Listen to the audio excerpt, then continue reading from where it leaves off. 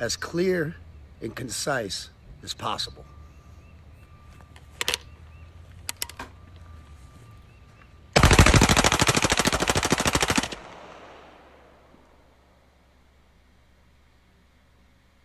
Fuck Bud Light and fuck Anheuser-Busch. Have a terrific day. Whoa. Kid Rock was really mad. Oh, it was Kid Rock? Yeah. The head was cut off. I couldn't see. Oh, my God. Okay. Let's talk about it, y'all. Why is he Middle so America.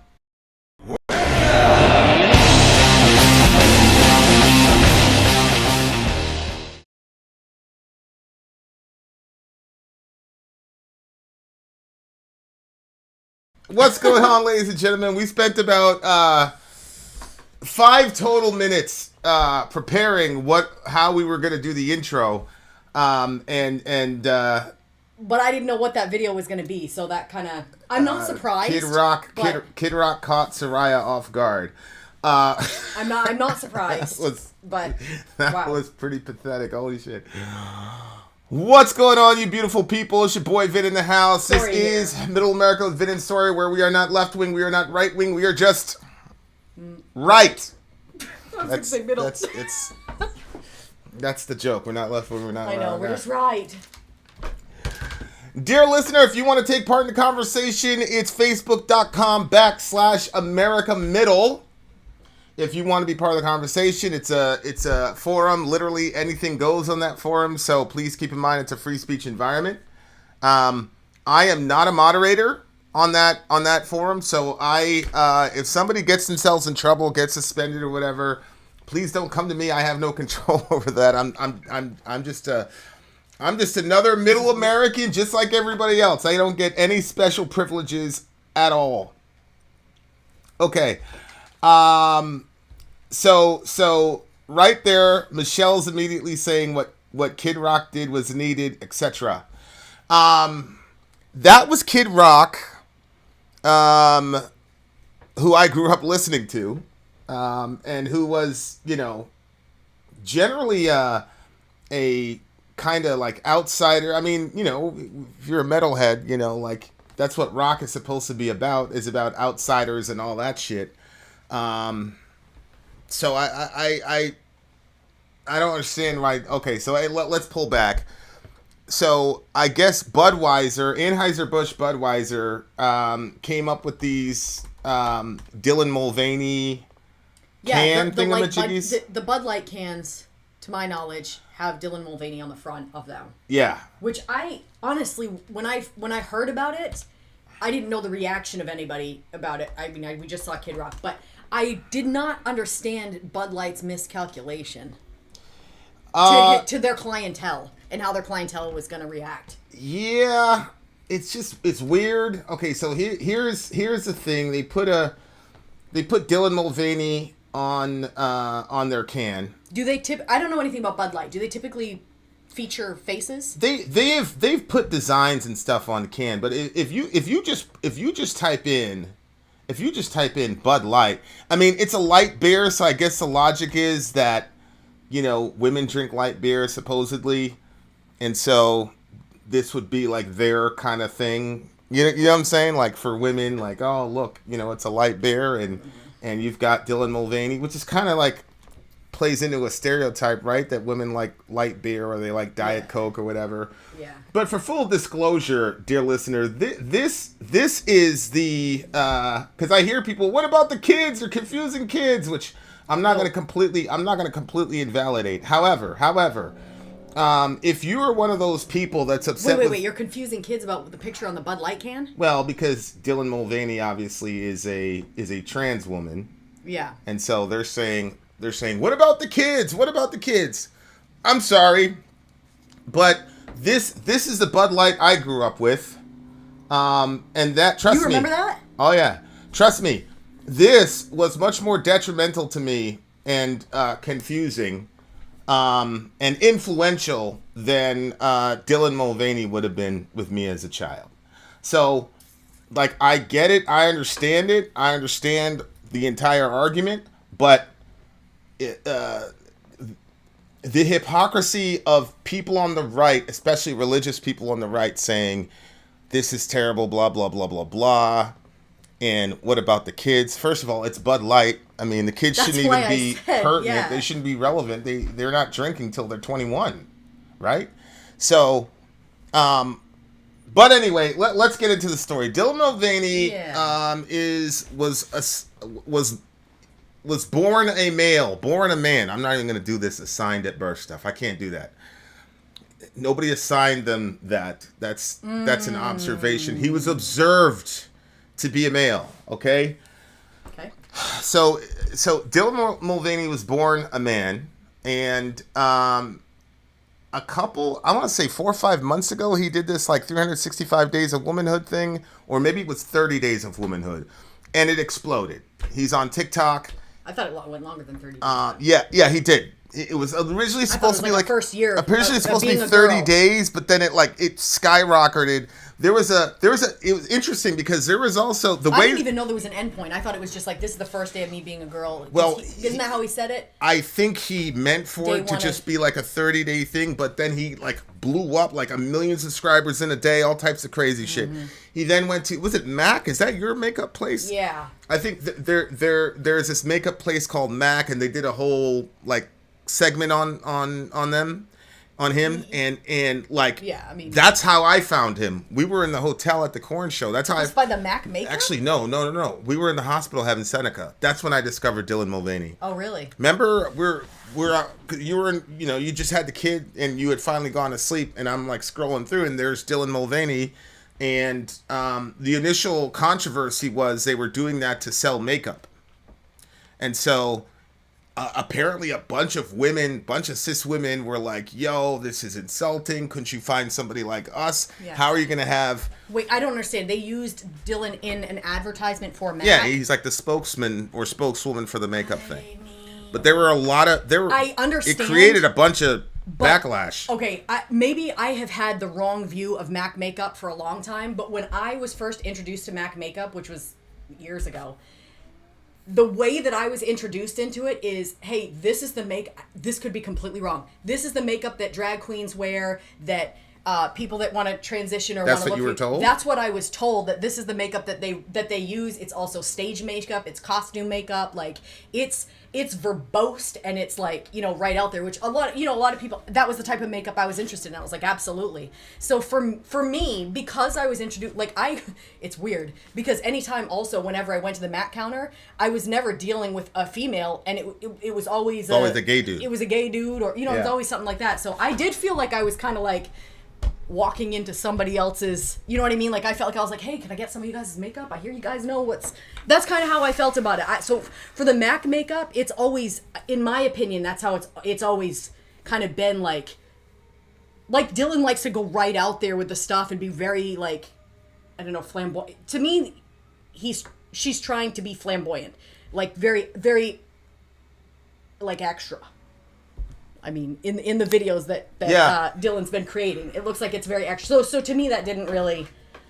But I do understand where women are coming from. I do have that issue on other topics. I just that makeup. Well, we started watching his shows. Like there was a YouTube thing that like condensed all the days of.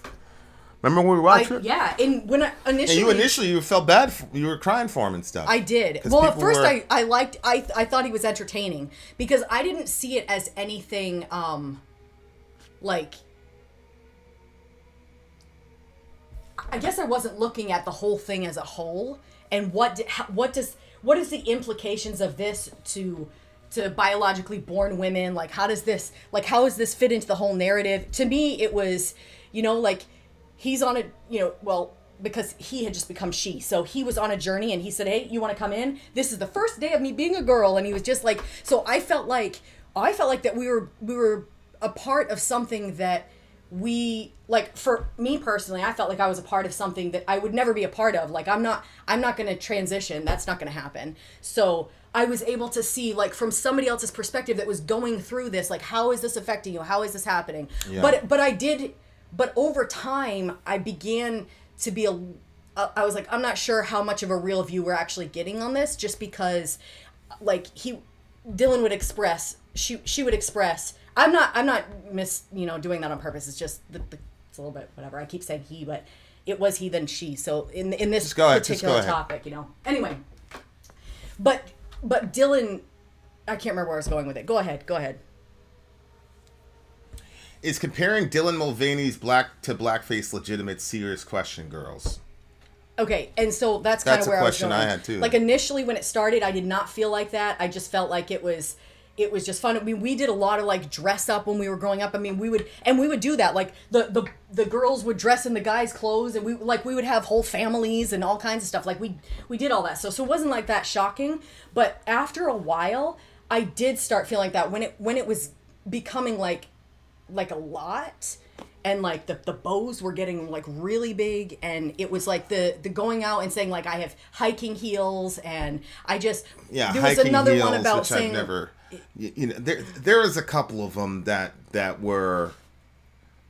Remember, he said, "Oh, I'm going to be a woman. I say I'm fine, but I'm not. I'm going to spend all this money that I don't have." Thing, yeah. It's like literally when all these happening? stereotypes, like negative stereotypes about women. Like that was day one for him. And then he talked about his hiking heels. No woman wears hiking heels. Like I've been hiking with you. Like it doesn't happen. Women don't wear hiking heels. And then there was a bug, and he made this dramatic. Like women he fell, and I've never. You see what I'm saying? I understood why women were upset about.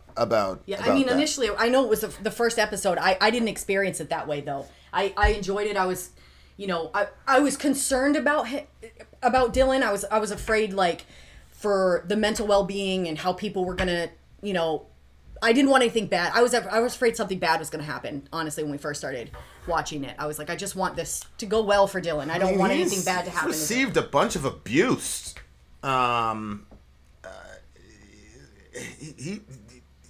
He gets a lot of abuse and hate online. I mean, there was one where he was crying and by men or women. Or both. I mean, it was the women that were angry at him over the makeup thing. That's when the blackface comments started coming. That's how I found him.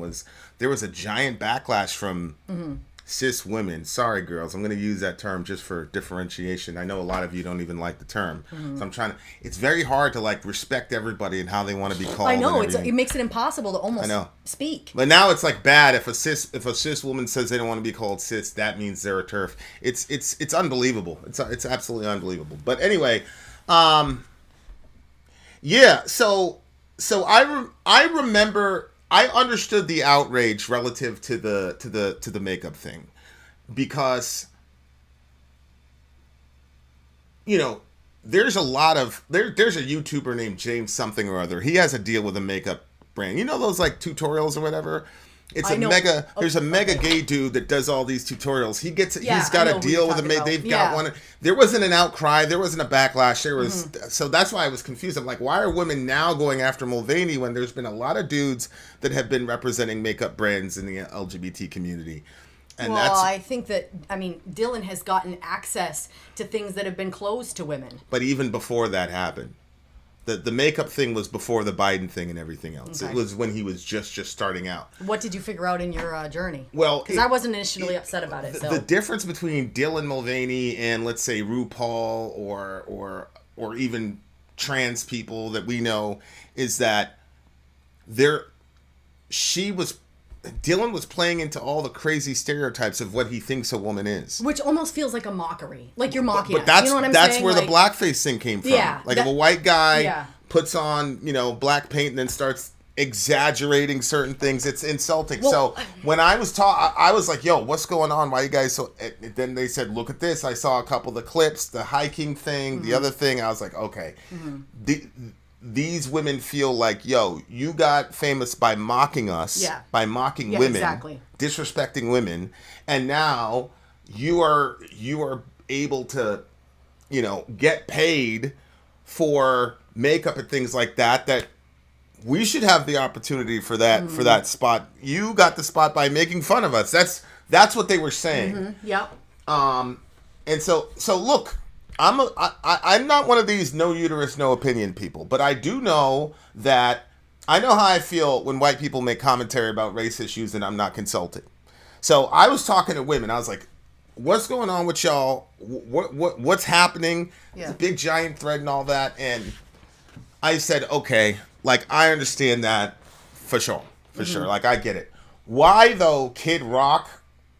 First of all, considering what we've just been through we've got 2 mass shootings in the last, 11 days, one of which was committed by a trans person against Christian children. Why you would, in this current context, especially considering 2 shooters ago, it was a trans person that did the shooting. Mm-hmm. Why would you do that? Because the metaphorical import of that to me is pretty clear. I thought that's what he was. That's why I looked so shocked, was because I thought that's what he was saying. Yeah, that to me, that kind of imagery to me is not cool, man. I totally agree. I didn't like that either. That like, because the other thing about Kid Rock is like, I'm an American badass. He was always big with the America stuff. He was upset about the Kaepernick kneeling and all this shit. It's like, well, these people are U.S. citizens too, bro. Yeah. Like, what are you doing that? And yeah, I agree. What message does this send to the literal millions of people who look to you as a role model? Like, that shit was crazy to me. That's what surprises me is if Anna Kasparian comes out and says, "Hey, I want to be called a woman," there's a big fallout for that. Right. But this guy, Kid Rock, that's actually, to me, that definitely should be construed as hate. That I have a problem with. Right. Taking a weapon out when it's Dylan's face on there, like I'm not Dylan Mulvaney's like 120 pounds. Like, yeah. If you had a problem with Dylan Mulvaney, like, you could see him. You don't need to, like, so just for full disclosure, like, I'm completely and totally against 100%. that kind of imagery. 100%.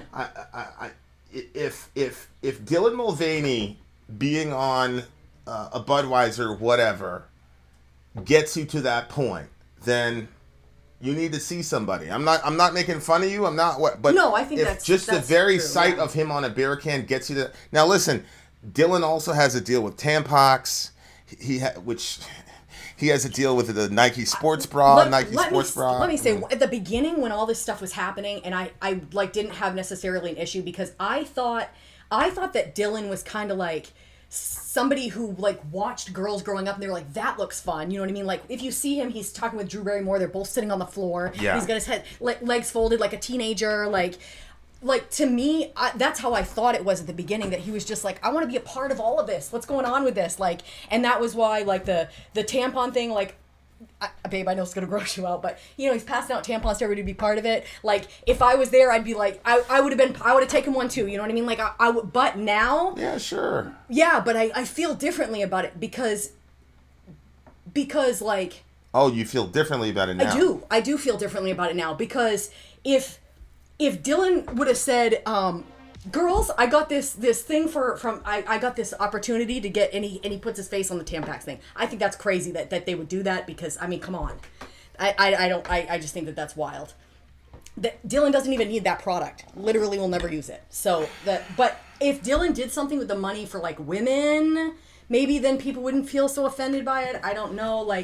But it is difficult to see like somebody who's never going to use the product is advertising for them and making the money off that when you have, you know, bunches of women who would love an opportunity like that, who would love to be able to be part of an advertisement and make money for their family or for whatever it is that they're going to do. And here's like a product specifically made for women, and it seems like women are getting the short end of the stick with this whole movement. And that's why you have people like Anna.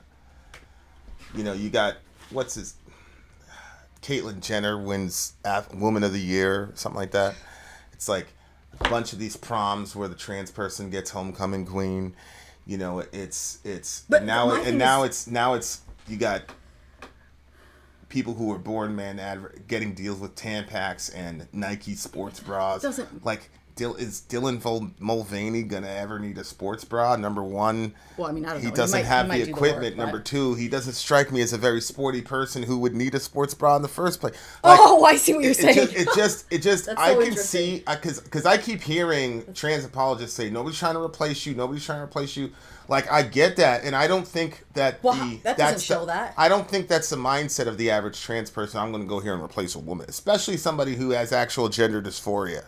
Yep. Like, my thing is, like, there's a difference to me between somebody who is, quote, trans, which to me is just like an in thing, versus somebody who has gender dysphoria. Right. That's not the same thing. Right. And I think that that's what happened when I first started watching him. I thought that that's what was going on. Like, I was like, this must be just, I didn't know that, like, there was any mockery. And I would have thought the same thing, like, if I was going to be transition to be a man, I would assume that I was going to do like man things the first day, like, you know, I sat down and ate a steak and potatoes, and you know what I'm saying? It'd be worse. It'd be like, I smacked a woman today. You know, like, it's all like the worst, like most mocking stereotypes. Okay, so that's the background of Mulvaney. I mean, me personally, when I watch the videos, I mean, it's very high and all this. It's like, okay, this guy, he's an actor. That's why I felt like we weren't getting the true deal. Because there were days where Dylan said, this is like a really bad day, but he like kept really upbeat and stuff. And he's playing a role. He got caught up in something, and there's a bunch of money in the world when he's gonna. I mean, come on, he's probably gonna be at the million mark in about 6 months, if not already. So I understand where he's coming from, but anyway, here we go. So recently, Anheuser-Busch decided to make Dylan the spokesperson for Bud Light, and then so now the Hill covered it. Let's check it out. Wrong one. Let's try it again. Let's try it again, dear listener.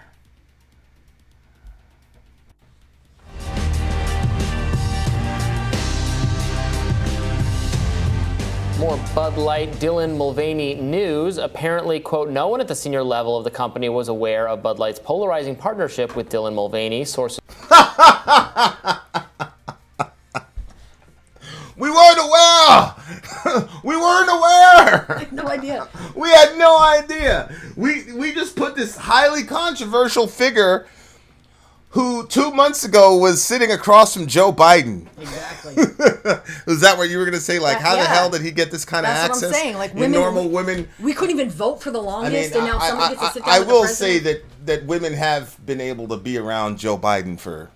He likes having women or little girls to smell their hair and shit. And I'm not being funny.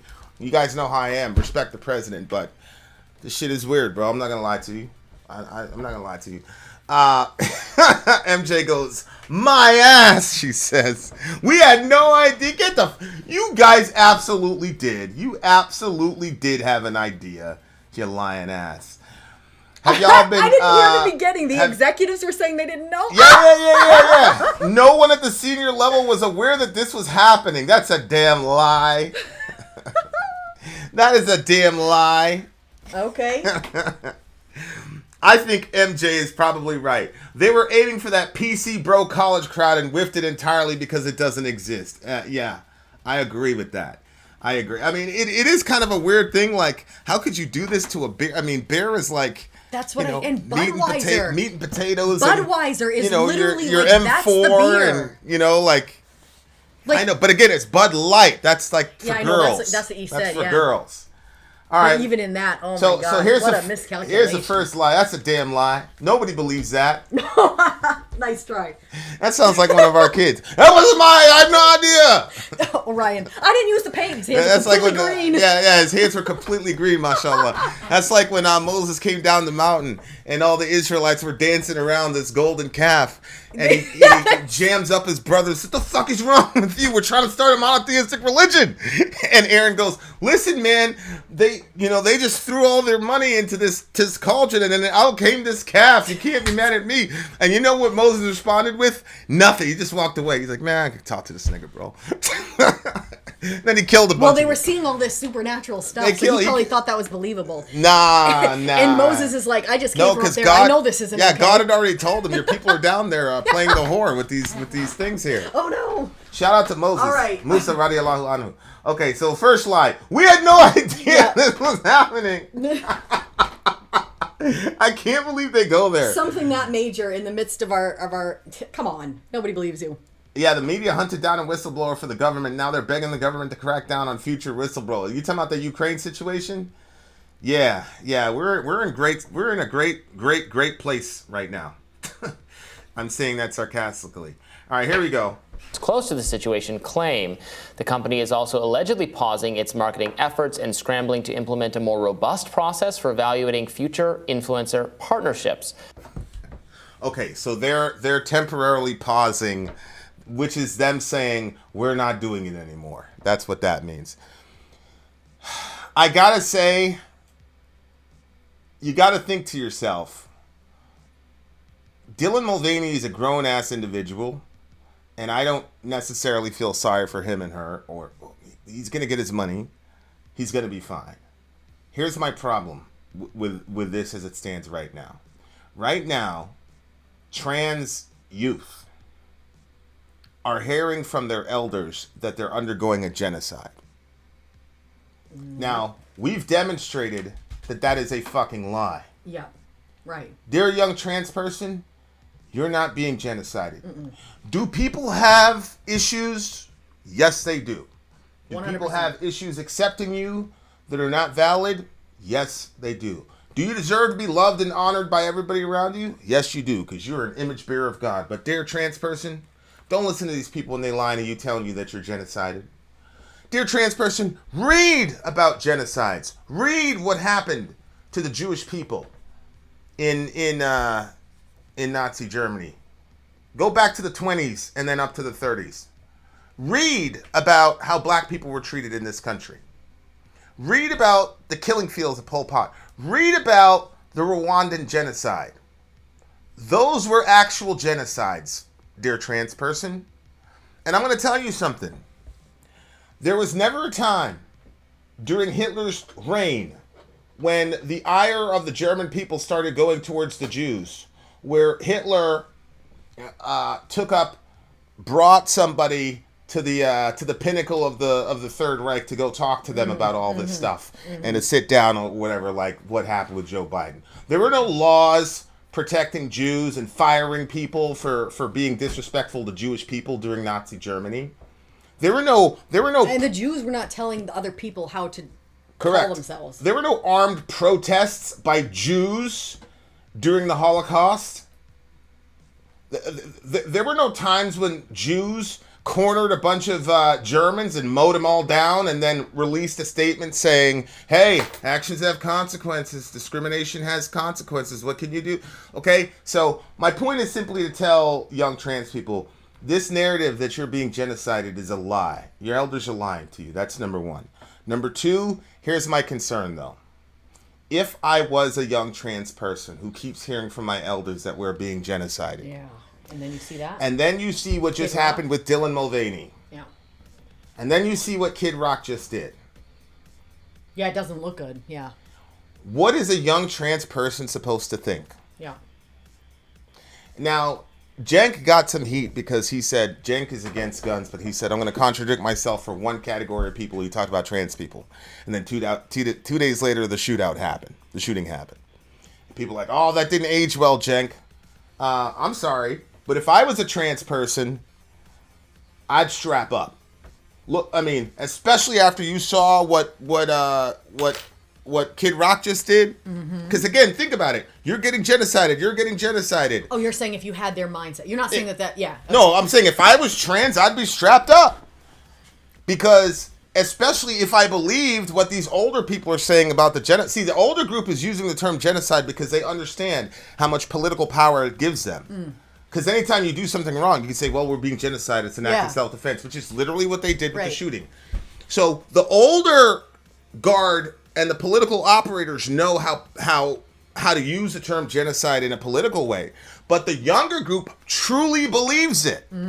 That's my issue. So the younger group really believes that they're undergoing a genocide. So then you turn on YouTube or whatever and you see Kid Rock go do that. That's it.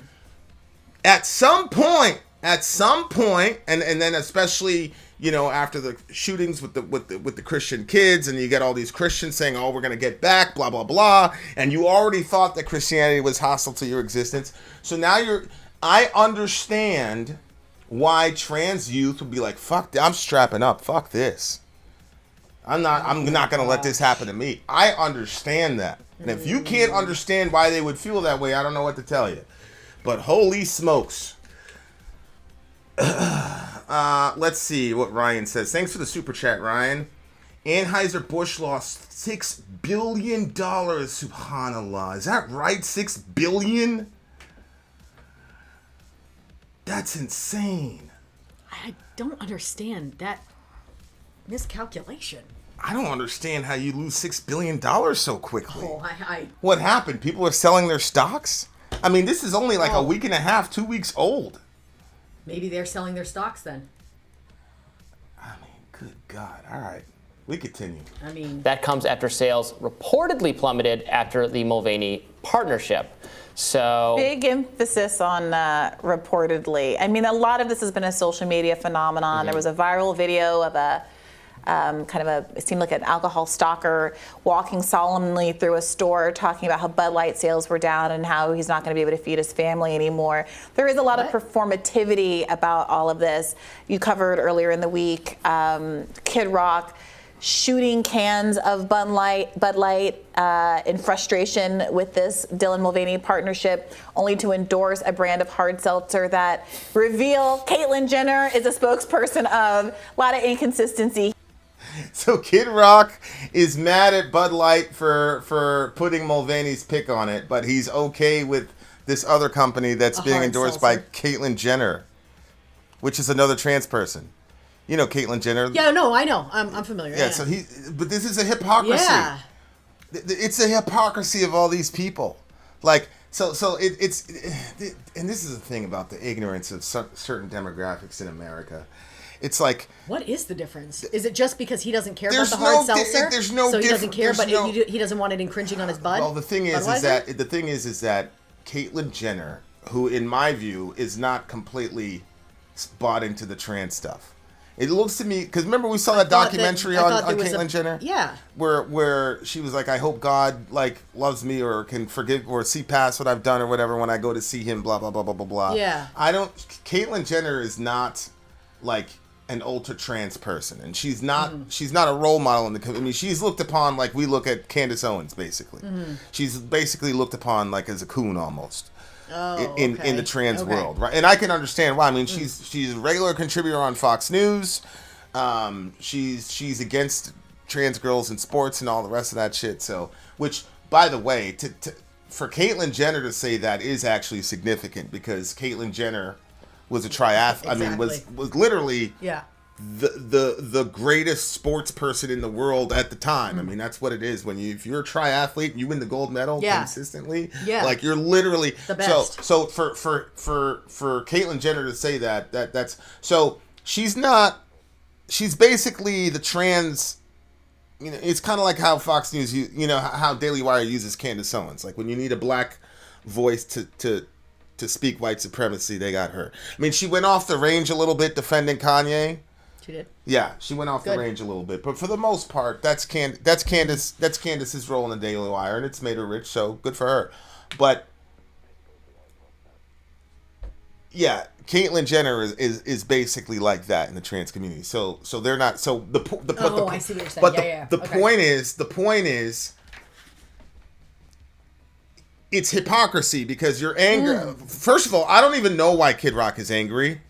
Like, it doesn't make sense to me. I can understand why Kid Rock's wife would be angry about Dylan Mulvaney being on this is but so simple. I don't see why he would be angry. Why is he angry? But okay, again, what do I know? I don't drink Bud Light, but Budweiser. Whenever I saw like groups of men getting together, there was always Budweiser. Like, that was like the thing. To me, Budweiser is like, yeah, but it wasn't Bud Light. No, it wasn't. But it was still Budweiser. It's still their brand. And like, if they've been using it, and this is like the all-American like burgers and beer. And no, it doesn't make sense to me as Senator Prime that you would expend bullets and rounds over a beer. Like, this is what you have to worry about? This is what I mean by white privilege. I think that it means, like, I think that he's looking at it as, this is going out of hand. Like, this is, like, What's going out of hand? You're going in the women's bathrooms, you're doing all these different things, like, specifically speaking about trans stuff. And so I think that when you mix the trans stuff with the Bud their alcoholic Bud drink. Light, which is I know it's Bud Light, but it's still Budweiser. You're not familiar with the culture. Dudes make fun of other dudes who drink Bud Light. I totally understand that, but it's still in the category of girlish. Budweiser, and I think he feels like it. Look, it's coming too far because now it's entering the space of like the man beer and the. I don't know. That's my. I think that is a very basic take, but I think that's what's happening, and I think that it's. Like, I think he feels like his American, like, whatever, like, how he is getting infringed upon, and that's him going after it. I think Kid Rock is a representative of a very large demographic in America who are terrified that icons of their privilege are disappearing. That's what it looks like to me. I don't think Kid Rock gives a fuck about women's bathrooms. I don't think he cares. I've never seen him say anything about it. I think Kid Rock understands... See, here's the thing. I don't hate trans people, and I'm not afraid of trans people. But there are millions of people who hate those folks. And this is one of the reasons why I'm not a fan of the genocide language. Because they're not being genocided. But that does not mean that there aren't people that want to harm them just for being who they are. Yeah. I hear what you're saying. We're not okay with that I hear what you're saying. I will never... It just doesn't make sense to me. Especially Kid Rock is the kind of guy who would make fun of a dude for drinking Bud Light in the first place. So, nothing you said gives me any more clarity as to why he would do that, other than to just pull a stunt or to express that he hates people that are different from him. I can understand women being upset about it, and that, you know, even when I talk about the bathroom situation, I'm like, that's really for the women to decide. You know what I'm saying? Like, if they're cool with that. The problem is, I think it's important to have the men in on the topic because the men can say whether or not they want that. So men can say whether or not they want what. It's not our business. No, you're a man. Do you want other men being able to go into the bathroom? And I understand that it's open for trans people. Do I want other men to go into the women's bathroom? Obviously, you don't. That's why I think it's important to have men in on it because you're speaking. Well, no, I don't want men in that discussion because there's lots of dudes that would want to go in a woman's bathroom. That's the entire point of why we have them gendered in the first place. Why would we ask men if they're okay with men going into women's bathrooms? I'm saying like people that are rational, not like people that are. If people are like, yeah, men should be able to go into the bathroom. That's obviously a pro. Okay, go ahead, just keep going. Maybe. No, I don't understand what you're saying. Maybe I'm looking at that wrong. Why would I care about if you obviously care if men go into the bathroom following us? I have a daughter. Yeah, but don't you think that there's a lot more men that are like that, or you think that a lot? I think. What I'm saying is, if the general tenor of the female population was okay with it, then I'd have less of an issue. But if I bring 10 girls into a room and I say, hey, this is anonymous, nobody will know, 9 of them are going to say they're uncomfortable. I mean, I get messages all the time. Whether they're left, right, center, middle, they're all uncomfortable with it. Okay. So I understand women because there's a real danger issue there. Not because of transness, but because of maleness. I keep telling you guys this. Right, exactly. It's not that transgender men or transgender women are rapists. That's not the fear. The fear is biological men, statistically speaking, commit most of the rapes, and the majority of their victims are female, biological females. That's the problem. So this is what I'm saying, like, with trans people, you can't say that everybody hates you when they make an argument like that. What Kid Rock did was hateful. Yeah, I'm not. That is hate. But somebody using logic and science to say, hey, I disagree with you is not hate. And so this is one of the reasons why it's very important to me. Like, I hear what I heard what you said. It doesn't provide any clarity to me whatsoever at all. It just looks to me that Kid Rock knows his audience and guns, this is just red meat, and he did, to me, this was a really cowardly act by Kid Rock, but what do I know? We continue. But Caitlyn Jenner is a good transgender person because Caitlyn Jenner is a conservative, so it's different. There you have it. Exactly. The coonery. Which is what you just said. Yeah, no, I agree. If I have a daughter, so obviously it's pertinent. When I said, like, leave it to the woman, what I'm saying is the vast majority of women that I've spoken to, whether in person or online, are against it, but will not come out and say it publicly. So my point is, if the vast majority of women that I knew or online were completely comfortable with it, then I would rethink and say, okay, well, what's the real danger thing here? But the problem is when you get women alone and you ask them that question, it's almost universally they don't want it to happen. So And we talked about this with Anna, where she had that horrible experience and she was able to, because I don't think a lot of women understand just how much stronger men are than them. See, that's part of the problem. You got a lot of these people who are decision makers, who are suburban people who follow the rules and never been in an altercation in their life. And so, like Anna, you could tell that was like clearly one of the first times that she was in a physical situation. And so all this rah-rah feminism, blah, blah, we can do anything the guys can, yada, yada, yada, yada. People are watching, shows and shit, and the girls are kicking dudes into September. You know what I'm saying? And then, like, she felt like this is what a man feels like when he's ready to go to work. And it terrified her. So that's what I'm talking about. Like, if the vast majority of women were like, no, I'm completely fine, this is just a, whatever, then I would rethink my position. I'd say, okay, well, maybe it's, but that's not what's happening. I'm getting women are terrified on this shit. Yeah. So my point is, I understand women doing that. And if a woman did that, did the whole thing, I would still get it. Because, again, women are orders of magnitude weaker than men. And so if a woman were to go, rah, and this is what's going to happen to you if I fight, I would say, yo, I get it. But Kid Rock, I don't get that. I don't get that kind of, I don't understand that level of emotional and resentment towards this 140-pound person. And why do you have to bring a gun to the you couldn't handle Dylan Mulvaney yourself? That's why I feel like it was like the American tradition thing, because you couldn't square up with him. You couldn't square up with him and shoot a fair one with him there. You got to shoot him. Like, you a hoe, Kid Rock. Honestly, you a hoe. We continue. There you have it. Look, I think that there is a really counterintuitive thing that's happening here with the Dylan Mulvaney story. I think there are aspects of this which are, I think, frustrating. The fact that she's become famous so quickly when there's so many trans people who have been activists and who've been in this fight for so much of their lives. It is a little odd from my perspective to have like someone who's just fully an influencer be foregrounded in this way and to get so many opportunities. She's apparently earned over $1 million. Yeah, that's a good question. What do other trans folks have to say about Dylan? Do they like I Dylan, asked one of my trans friends about this. I'm like, what's the scoop with Mulvaney? Is he you accept, like, what's And this person said, yeah. I mean, I haven't seen her do anything crazy. This is trans. But that's only one opinion. But yeah. Yeah, I wanted to see because women. You get 8 of them in a room. You get 10 of them in a room. 8 of them are against Mulvaney wholesale, and I understand why. But as far as like being trans, like, do you accept him as an actual trans person? The answer I got was yes. So, whether he was just doing this as a stunt and then it skyrocketed, because things happen fast, just like with us, our channel. Things happen fast on social media. So, see, if it was just I don't agree with it at all, start to finish. But if he had just set off the weapon, but we saw him talking, like, he seems like he's very angry. Kid Rock? Yeah. Or did you not get that from him? Yeah, I feel like he had a massive problem. He's extremely angry. Extremely angry. So, like, it would have been bad enough just to see the gun, but seeing how he is about it with the gun, it's like, okay, well, he represents a group of people who feel that their position of power is being compromised. Right. That's what's happening. Yeah.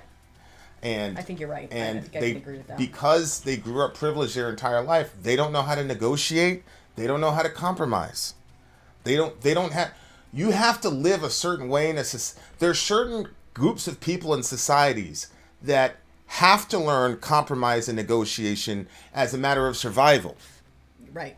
So if you're operating in that context, you have to have those skills. But when you're in the dominant group, you don't have to have those skills. So those skills are atrophied. So when you run into something, you can't compromise. You don't know how to negotiate. Everything has to be your way. And by the way, and then you get angry. So Kid Rock represents that. And by the way, so do a lot of male to female trans people. I look at it the same way. It's this privilege. You have to do everything we say, otherwise you're bad.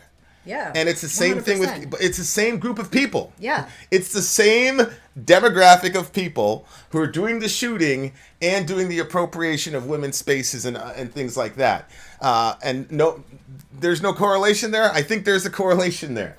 We continue. Yeah. The sender's not going to like that, but whatever.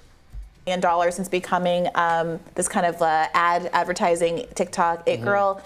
But the effect of the conservatives making such an example of her is that she is being paid more and becoming more famous. Someone posted a chart of the mentions of her name over time, and it is spiking like crazy right now. She's being Googled like 4 times as much as Joe Biden ever since the end of last month. And it kind of feels like the people who hate her the most are enriching her, frankly, by making her like the cause célèbre for people who want to defend Yeah, there trans was rights. a Matt Walsh tweet about that. Do we have that? What did he say? He said, well, so he was disagreeing with you there, but I think you're probably right. He said, I see conservatives on this site complaining that the right made Dylan Mulvaney famous. This is a lazy take, not correct. The left selected Mulvaney as their new mascot. Dylan Mulvaney was going to be The famous. left did that, or did Bud Light do that? Right. Yeah. Is Dylan Mulvaney a? Well, this is. Some conservatives don't use. Did the left? Well, did liberals I use do the that, or word did- left did Bud very Light do carefully that? because I sit next to you, and Thank I you, I understand the appreciate it. distinctions between liberal, Democrat, progressive, left, etc. I think a lot of people on the right. It's all cultural But even that Marxism being or whatever. said, are Democrats running Bud Light? Is it the Anheuser-Busch family left-wing Democrats, or are all of these for all I decisions- know, they donate to Democrats, but It doesn't matter because they didn't know anything about it, right? I would have double checked it. Yeah, it doesn't matter because to Art Perez's point, we had no idea. Oh, see? Yeah. We had no idea. I actually think that's not the case. I think they're very conservative. But I think that all of these business people are making I agree with that.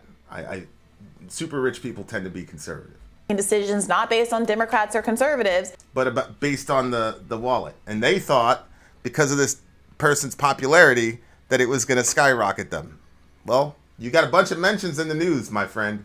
Just like all of these companies give both the Democrats and conservatives, they're making these decisions because they're business decisions. There are 330 odd million Americans. Some of them like rainbows on their beer cans, so they issue some rainbow beer cans. Some of them like, I don't know, fatigues on their beer cans, so they issue some fatigue beer cans. Some of the people who like fatigues are, random black fishermen guys in the South. Some of the people who like rainbows are gay log cabin Republicans in Illinois. Like, we cannot be so reductive with our politics at this point. Well, the thing is, we don't need to be reductive in politics because there is a sense in which the quote free market will adjust your morality. And the fact you can't blame this on Republicans or Democrats. This is people. People are saying no. Now, do I believe a lot of these people are doing it out of just hate and fear? Yes, I do. I believe that the people that Kid Rock represents are very fearful people, which is why they're so attached to their firearms. Is they're terrified. Wow. They don't believe. Come on, man. None of these gravy seals believe that they're going to be able to overthrow the government if the government really decided to go at them. They don't believe that. And they're not those types of people. Kid But Rock, it helps them in the temporary affairs? Who believes that Kid Rock would be at the forefront of a jihad if the government? No. Come on, man. That guy's been pampered his entire life. That's why he's so angry. That's so crazy. Yeah, like, and it's a weird thing. People are like, oh, they're shoving it down our throats. How are they shoving it down your throats? By putting a picture on a beer can? That's shoving it down your throat? Like, that like, again, to me, indicates that something else is happening. Like, the vast majority of the people, you're right. I think they're if you bringing were that a into real their man, space. you wouldn't worry about Bud Light in the first place. Nobody's shoving nothing down your throat, bro. Come on. Like, this is what I'm talking about. Like, this hyperbole on both sides. Oh, we're getting genocide. Oh, they're shoving it down our throats. What are you talking about? I mean, good night. We continue. Yeah, I think that's fair. And Are you really saying people are scared of trans people? No, well, I think you are, Outlaw. I think you are. What I'm talking about is the people that are represented by Kid Rock. The people that celebrate what Kid Rock did are extremely fearful people who will not go outside without a firearm because they're fearful, because they don't believe that they can handle their own business without a weapon. Apparently, Kid Rock doesn't believe that he could square up with Dylan Mulvaney and take care of business that way. He needs a semi. We continue. certainly the case that it's building up Dylan Mulvaney's profile, regardless of whether it's benefiting Budweiser. And also, there's a kind of, like, I saw Chris Rufo tweeting about this too, lamenting the inability of right-wing people to be vaunted to celebrity status the way a Dylan Mulvaney can be by media coverage, by mainstream media coverage, progressive media coverage, corporate coverage, etc. Well, that's because the way the left does outrage is different from the way that the right does outrage. That's why. When right-wingers are outraged, they'll do things like what you saw, what's his face do. Left-wingers. Kid Rock? Yeah, Kid Rock. Yeah, okay. But that's how a person who's spoiled, who doesn't understand what compromise is or negotiation, that's how they react. So you have an entire demographic of people who were never taught to negotiate because they were the dominant group in society. And so when something enters into their consciousness they don't like, all they know how to do is rah! On the other hand, when leftists who have minority positions relative to, especially for the LGBT issue, they because they can't just use brute strength and power because they don't have the numbers, they make sure that they operate in areas of influence in the social marketplace and then control speech that way. Yes. And so it's a lot more sophisticated on the left side, which you have to be more sophisticated when you don't have dominance. When you have dominance, then that sophistication tends to, it's like in wrestling, when you've got the big 6'5" giant wrestler, there's only a couple things he's going to do. Whereas you got the high flyers, they fly over the ring, all the rest of it, because you have to compensate because you don't have that brute strength. So the reason why you're not going to get a right-wing Blair White is because the left will just cancel him. They're not going to go and shoot. They're not going to shoot the place up. They're not going to do any of that. They're just going to cancel him. And then you get so busy fighting over the cancellation that the cancellation becomes the story and not the person. So there'll never be a Dylan Mulvaney. Wow. Because that's how left-wingers fight back. The way right-wingers fight back is to do this, I'm afraid, so I'm going to show you how fearful I am by using this weapon. Oh my gosh. We continue. And that is a fact of life that does motivate a lot of conservative grievances with just the main.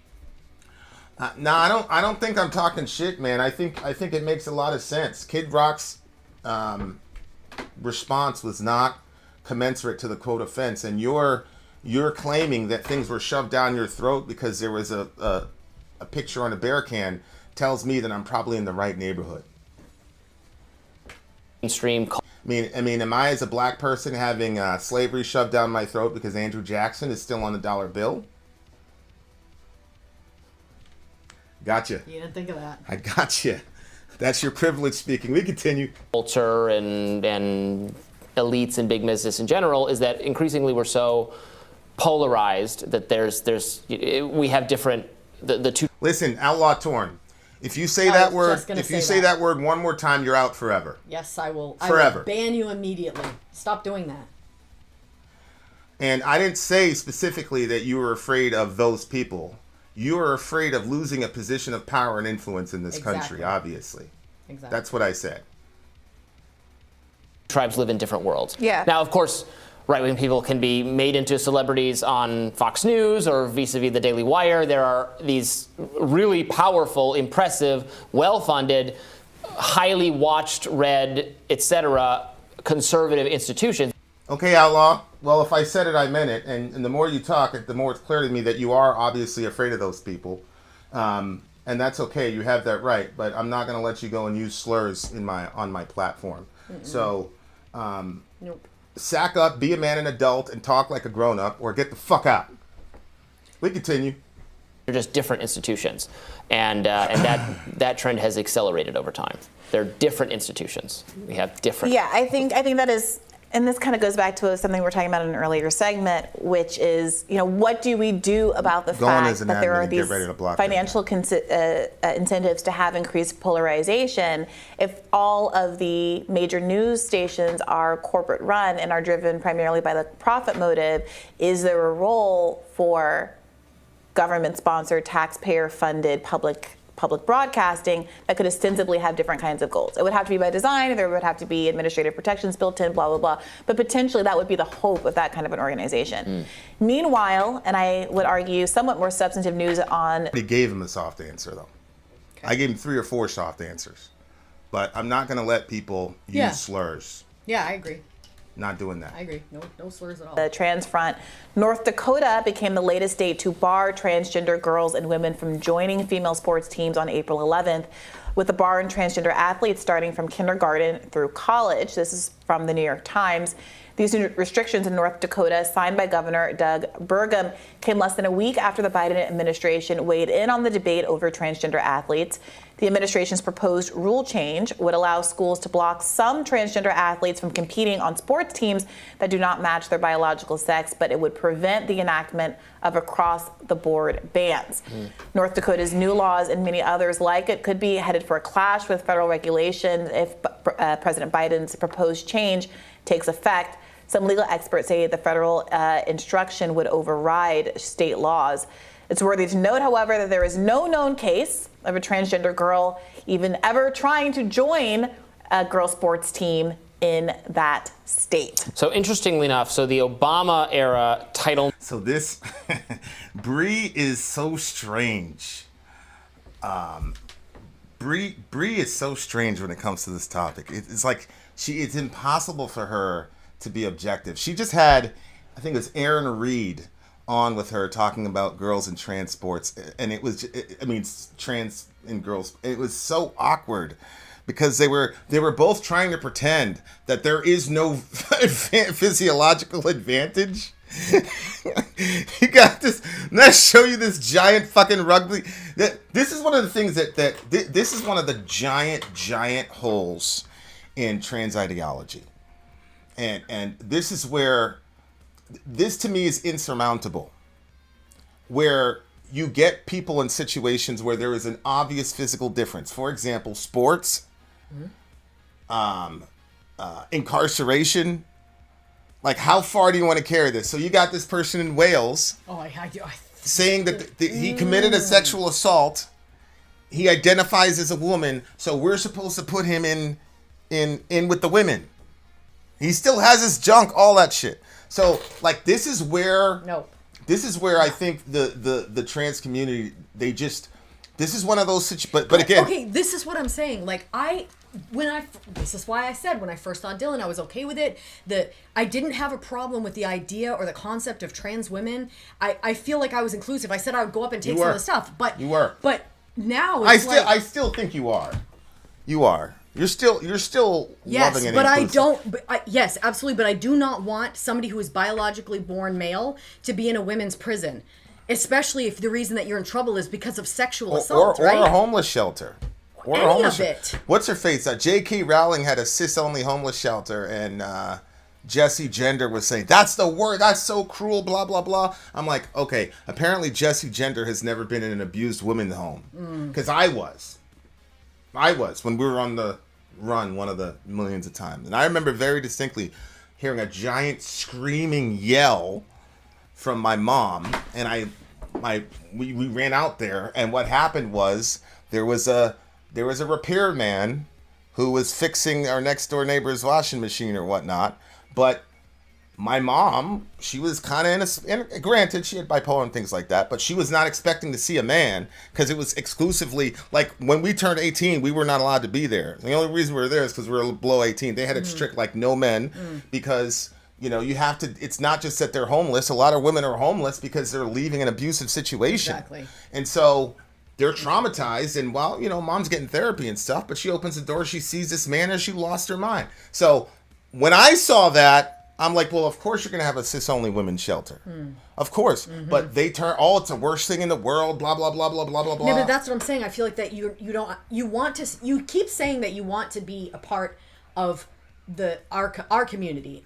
People who You're talking about trans people? I'm saying trans women want to be a part of women's spaces, but you will not respect the fears and things that we have because of what we have been living through generationally. You don't know anything about that because generationally, what's in your blood is what's in your blood. Right. So you don't know what it's Which like. is a lot of testosterone. So, right. So what I'm saying is just stop and listen to us. Respect what we have to say about it and understand where we're coming from. And if you can respect our space, then this can be a little bit different. But when you're saying we're not going to respect your space, we should have that, you shouldn't be able to call yourself that. It's like, what are you doing? Like, you're asking to be ingratiated into our space. Right.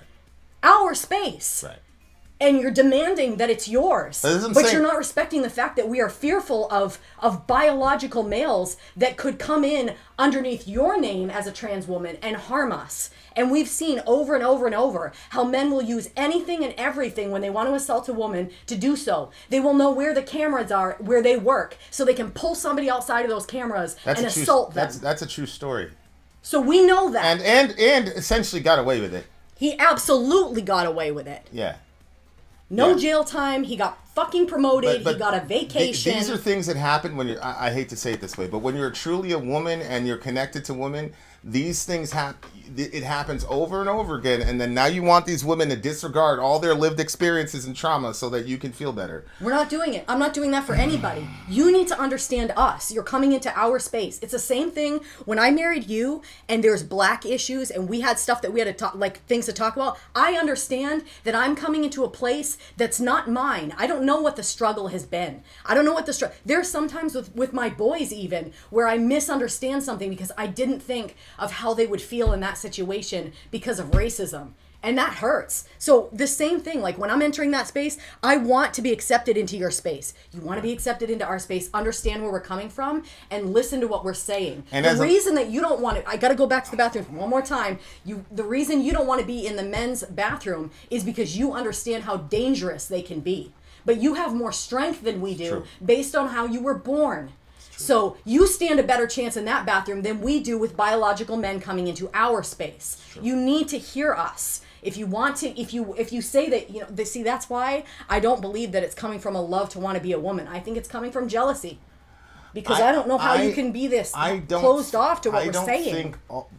There's a difference between your street level trans person and the activists.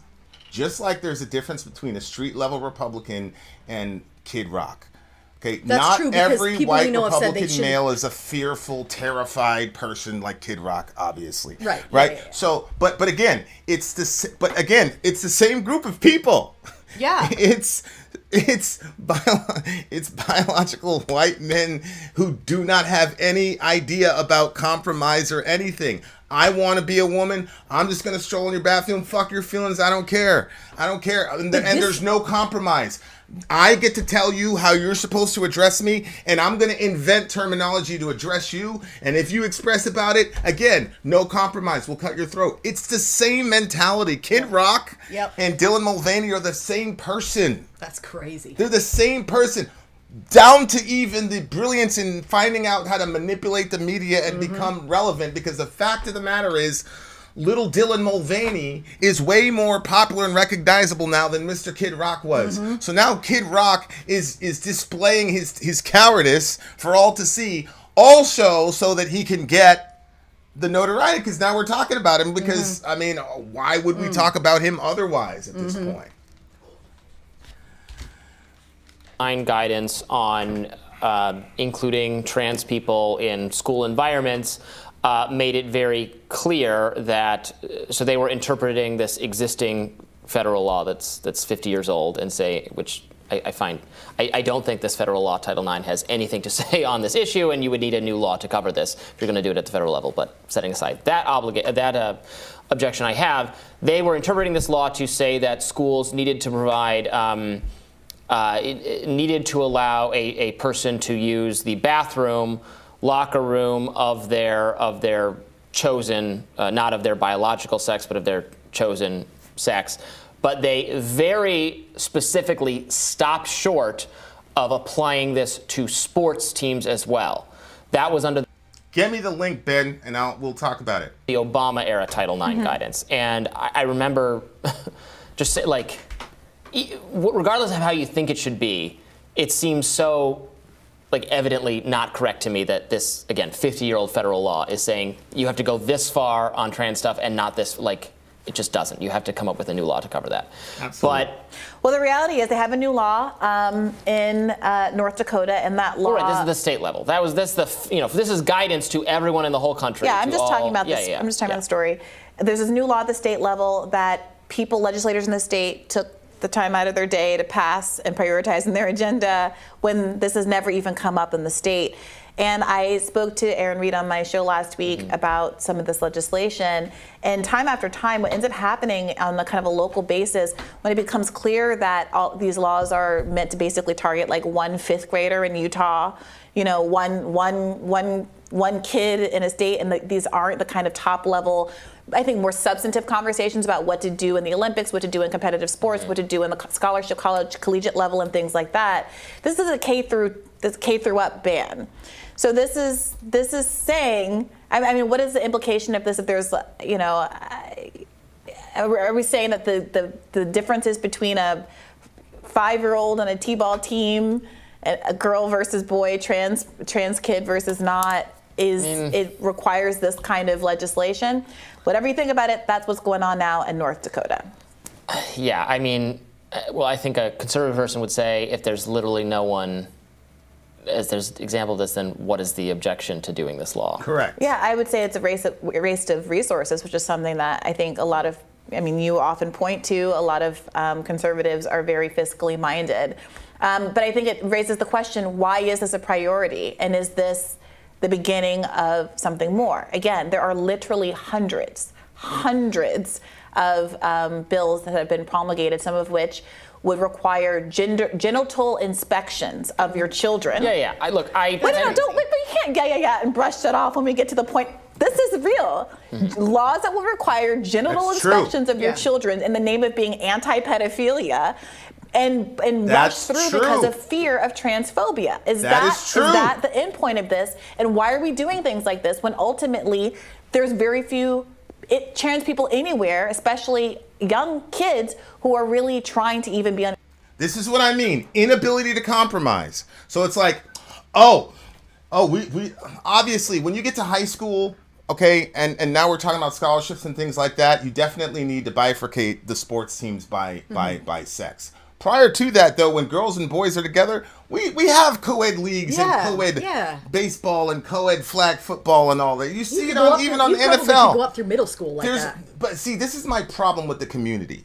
Like, trans people, here's something to realize. We have been playing co-ed soccer, baseball, hell, taekwondo. When I first started out taekwondo, we had a girl, Jennifer, on our team, and it was full contact taekwondo. Like, I was 11 years old.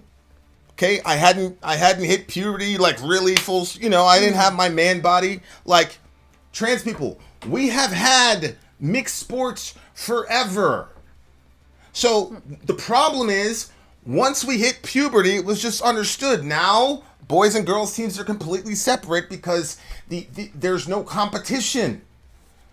Okay, I don't know, and this is part of the problem, is that you got a lot of these folks, I'm sorry, in the LGBT community that were not very good at sports growing up, so they don't understand how vast the difference is between, especially in a competitive environment, especially with people who have trained and are training and honing exactly. Like, there are reasons that we had these bifurcations in the first place, and that's the problem.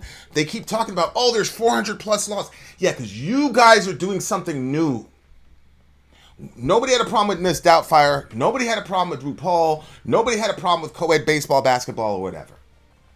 The problem is that you guys went too far because you don't know how to compromise and you don't know how to negotiate. And so the backlash is going to come from the same demographic you come from, which doesn't know how to compromise and doesn't know how to negotiate. Furthermore, I was a new kid at Parsippany Hills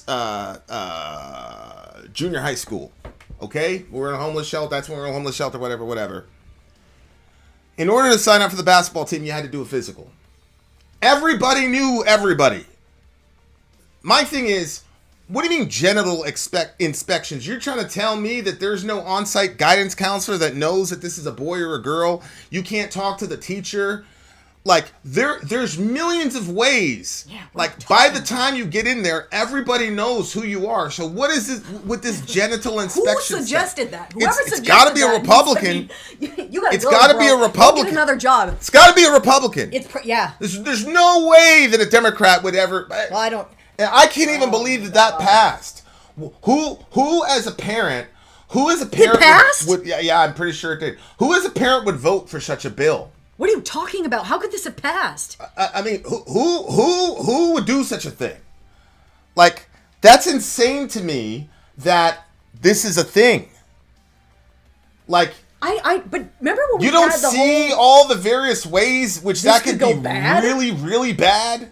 I mean, we already saw. Remember when people were going through the thing and they, like the at the airport, that got too far. Like everything that they could see got too far. Remember that? Wait, say that again? Remember the airport and the scans that were doing at the airports? They were like, Oh, too far. yeah. And then they reeled back on that because Yeah. it wasn't, you Yeah. know, stuff was going on with the tech people that were running or something. Remember that whole thing? Yeah.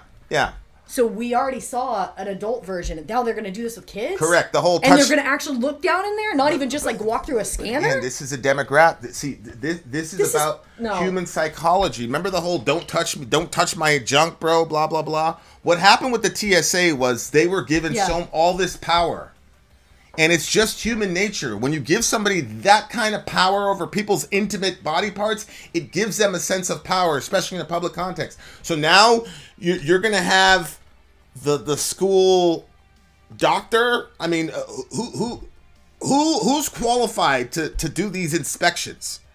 Like, this shit is incredible. It's absolutely insane. This is what I'm talking about. Like, that's what I'm saying. They're the same people. On the right or the left, it's the same people. Extreme, privileged, always want things their own way, take things to the extreme, don't know how to compromise, don't know how to negotiate, don't know how to find a middle ground. Lack empathy. And I'll tell you right now, my kid ain't... You're not inspecting my child. I mean, it's not like the basketball team starts on the first day of school. I mean, subhanAllah, you have orientation, all the rest of it. What the fuck is going on here? But this is what I'm talking about. This is insanity. Absolutely not. This is insanity. We continue. Anybody else's sports team? I would tend toward letting people, institutions, schools, teams, sports leagues, whatever, handle this on their own. I wouldn't presume to tell them how to handle this at the state or especially the federal. This is not complex, dear listener. Sally goes to school. Sally is transitioning. Now he is called Sal. Okay? If you're the guy that's supposed to do the little poking around on Sal, you don't need to do that. All you got to do is talk to Sal's teacher. Sal's teacher is going to say, "Yep, I know the parents. Sal is biologically female, but she's representing as a male." Blah. Simple. This is simple. Or get a note from the parents. Bring a note from your parents and say, "My son is male," or "My son is female," or whatever, or "My daughter's female," whatever. Yeah, there's millions of ways to do this. I don't want to spend a bunch of time on this. This is not complex. It's weird. I'm not going to lie to you like this is weird. There's a lot of other ways. Absolutely. There's a lot of other ways that could have been accomplished.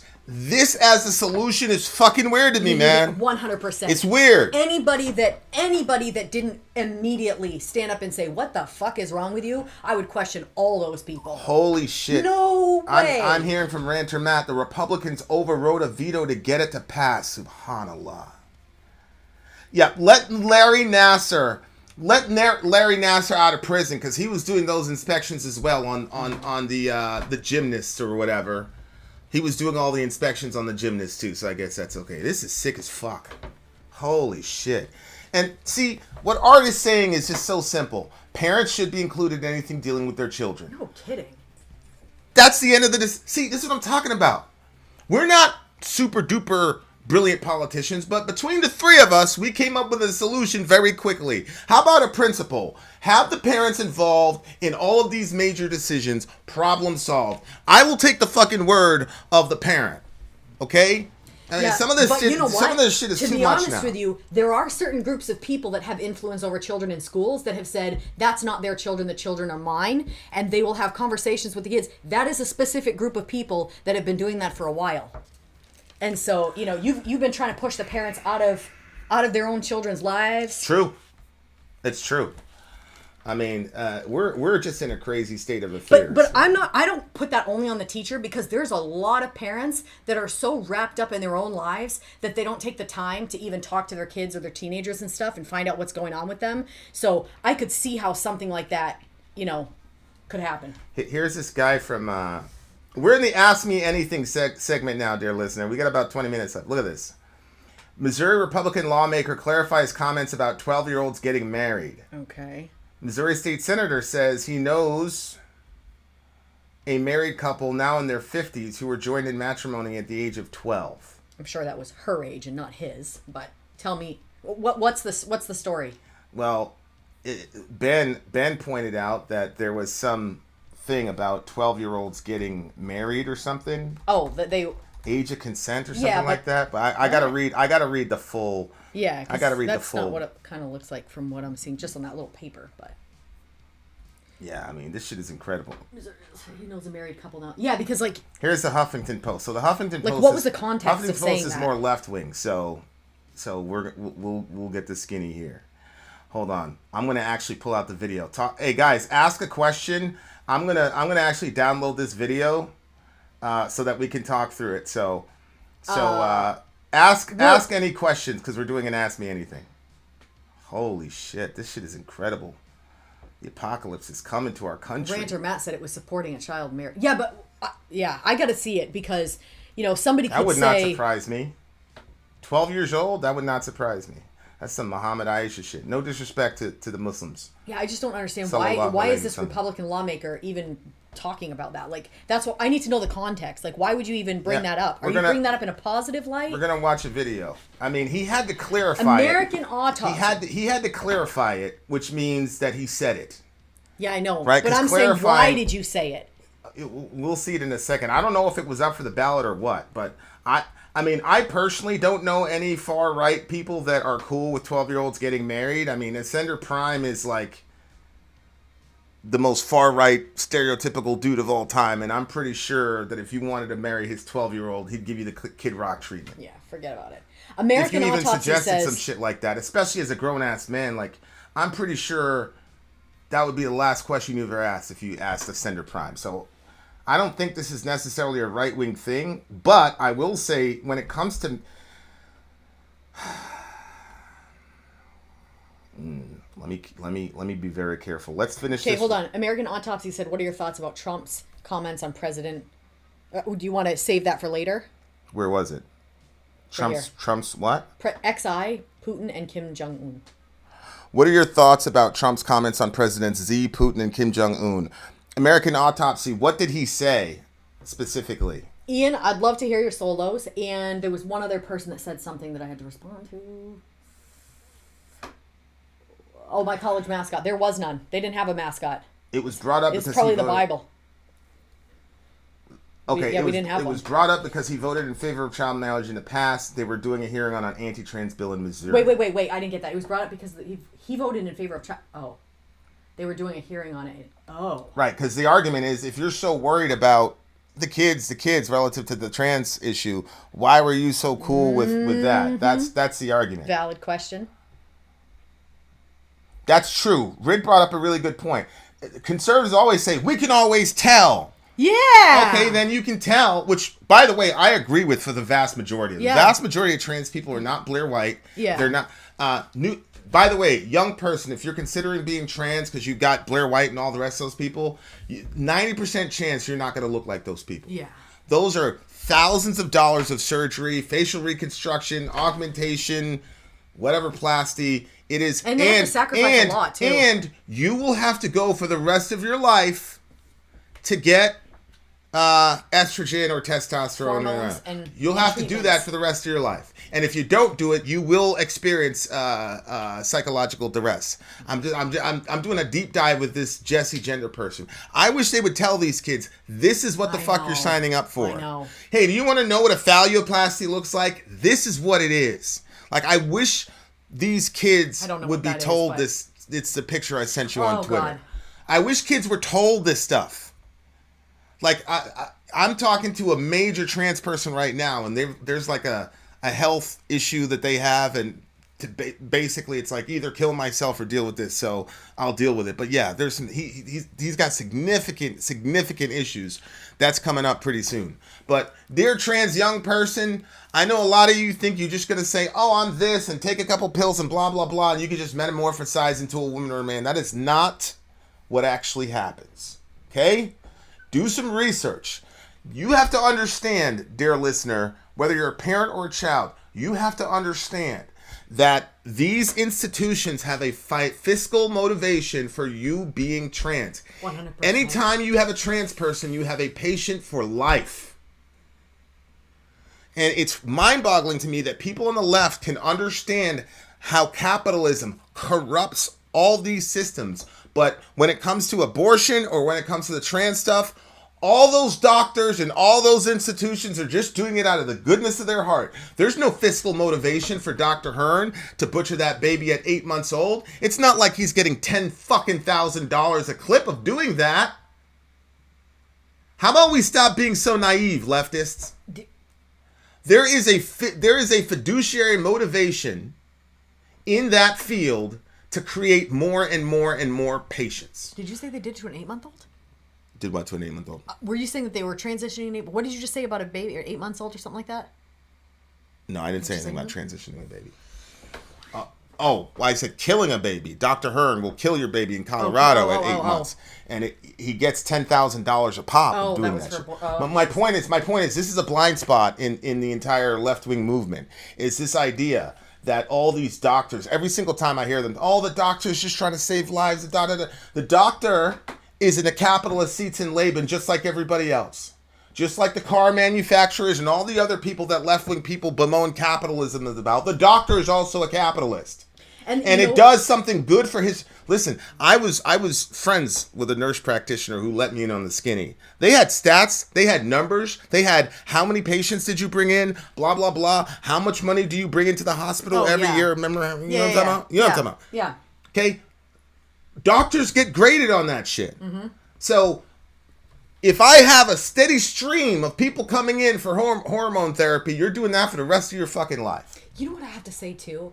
Bothers, like what you were listening to one person yesterday or a couple days ago, and they were talking about how when they transitioned, they're in a significant amount of pain because stuff isn't necessarily right. They're having a hard time to get into the doctor's offices. It takes like 6 months or something to get help, and like that one person that was on, well, what is a woman?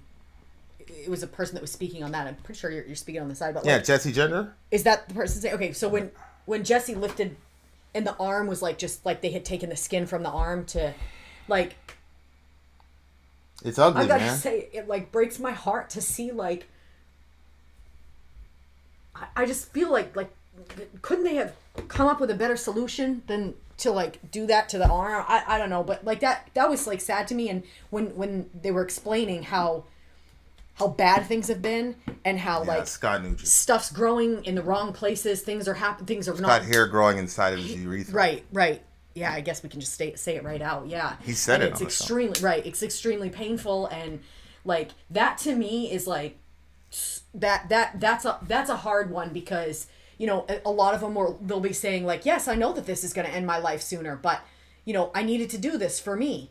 And like that to me, oh God, when I hear that, like these treatments and stuff are gonna shorten their lifespan. The quality of life is gonna go down. Oh yeah, that Swedish thing that we heard, the Swedish one. They won't be able to have any kids.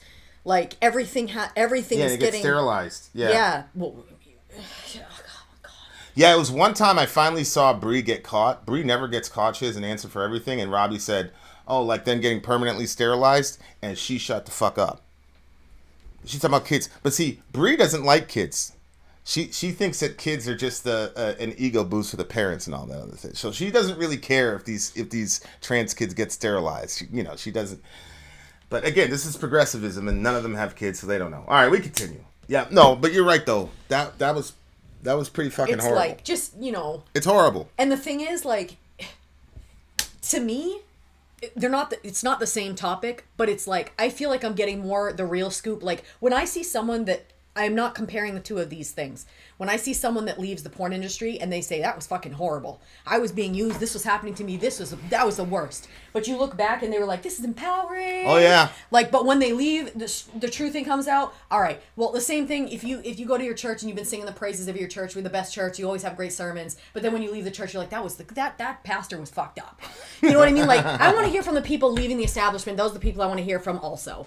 So the people that are like, I wish that the detransitioners, like hearing from them is just like. And when I see the voices of the detransitioners wanting to be silenced, that's even more like, what are you doing? That's the thing. That went bad for you, and you don't want to tell the other young people. That's the thing. That's what I'm saying. No. And there are financial reasons to keep detransitioners quiet. Because it might result in a bunch of other kids not doing it, and now you don't have the money. If you don't believe that there is a fiduciary motivation with a lot of these groups, okay. I guess the only evil capitalists are Republican capitalists. All the left-wing capitalists, they're not evil. They're just doing it out of the goodness of their heart.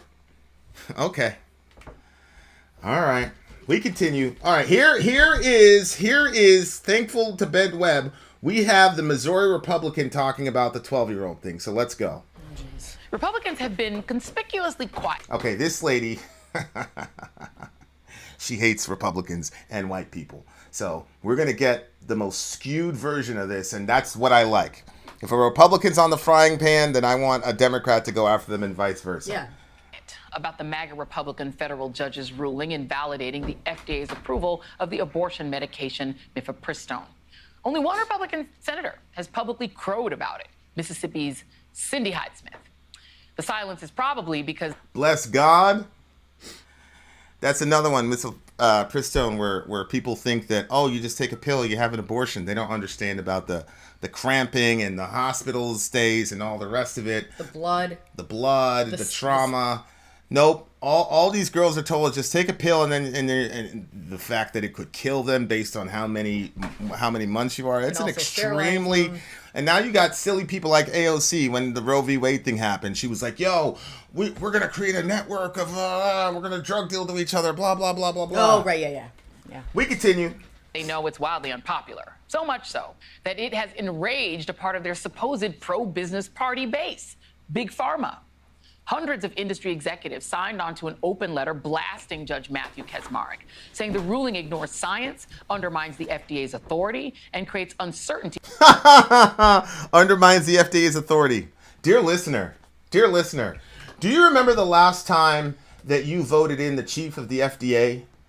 Do you remember that on the 2020 ballot where you voted in the chief of the FDA? What do you mean undermines the FDA's authority? The FDA doesn't have any authority over me. I'm an American.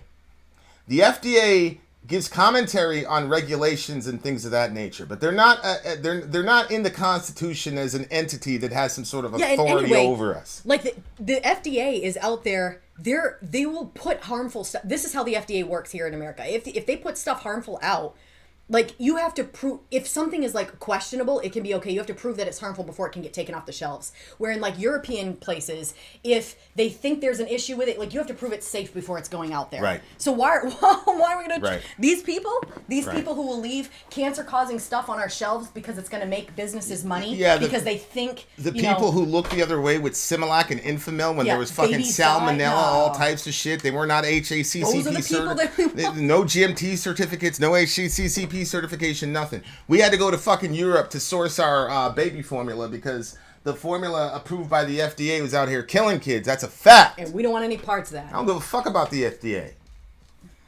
Although, I got a call from them earlier today. She was a nice lady. Yeah, she's a nice lady. She's a nice lady. But, I mean, that company, man, the FDA... Yeah. Once we started getting, because, you know, we sell baby formula. Go to check us out, FujiAmazon.com. Where's the Fuji thing, babe? We're terrible. We're terrible advertisers. Boom! This was manufactured in Germany, dear listener, because American standards are so freaking horrible. I thought we were the best at everything back in the day. So all right, we continue. So did for I. the entire industry. Of course, the Republican trademark is being out of touch on, well, everything. Abortion, democracy, guns, LGBTQ issues, you name it. Today, the LGBTQ advocacy group Equality Florida issued a warning about travel or moving to the state. warning of risks to health, safety, and freedom moving through its legislature under the Ron DeSantis regime. It comes days after a Florida Republican state representative had to apologize for an extravagantly offensive rant during a hearing where he called transgender people demons and imps. I'm looking at society today. Of course, it's one of and us. it's like I'm watching an X-Men movie. It's like we have mutants living among us on planet Earth. I'm a proud Christian, conservative Republican. I'm not on the fence. Yeah, you're not on the fence. You're right there, bro. Right there with the Pharisees and all those people. You know, a grown man like Dylan Mulvaney or a grown adult like Dylan Mulvaney, blah, blah, blah, like they are who they are. It boggles my mind that these people make this statement knowing that you've got children and teenagers struggling with this shit. Transgenderism or gender dysphoria, that dichotomy has got to be made. People be like, trans people have been around forever. No, you have not. Gender dysphoria has been around forever. But this idea that, and there are different theories on how to treat gender dysphoria.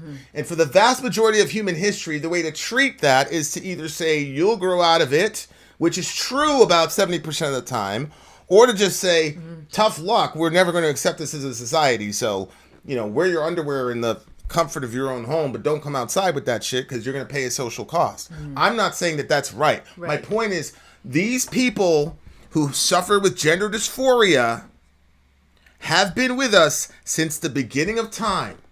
And yes, there's a lot of anger because of the you know, the invasion of women's spaces and things like that, and everybody knows where I'm from. But it's mind-boggling to me that you can know you're a public figure, you represent some state or something, and you know there are kids who are going through the most difficult. I remember being a teenager, man. Some have already transitioned, and then they have to hear him saying they're a mutant. I remember being a teenager, dude. I remember that, and I remember how crazy everything was, and how confused I was, and how angry I was, and why would you have to say something like this, knowing that these kids are going to hear this shit? And again, in practicality, I feel like he was doing it from the standpoint of his religion, because he like and then he drags Christ into it. He drags Jesus into it. The people that Jesus came to die for, he calls them mutants, which is basically just calling them subhuman. Because if you look at X-Men, the term mutant is a slur. It's the mutants were hunted down and killed because they were dangerous for society. Oh, no. And that's why you had Magneto, who was the Malcolm X character. Oh, no. And then you had Professor X, who was the Martin character.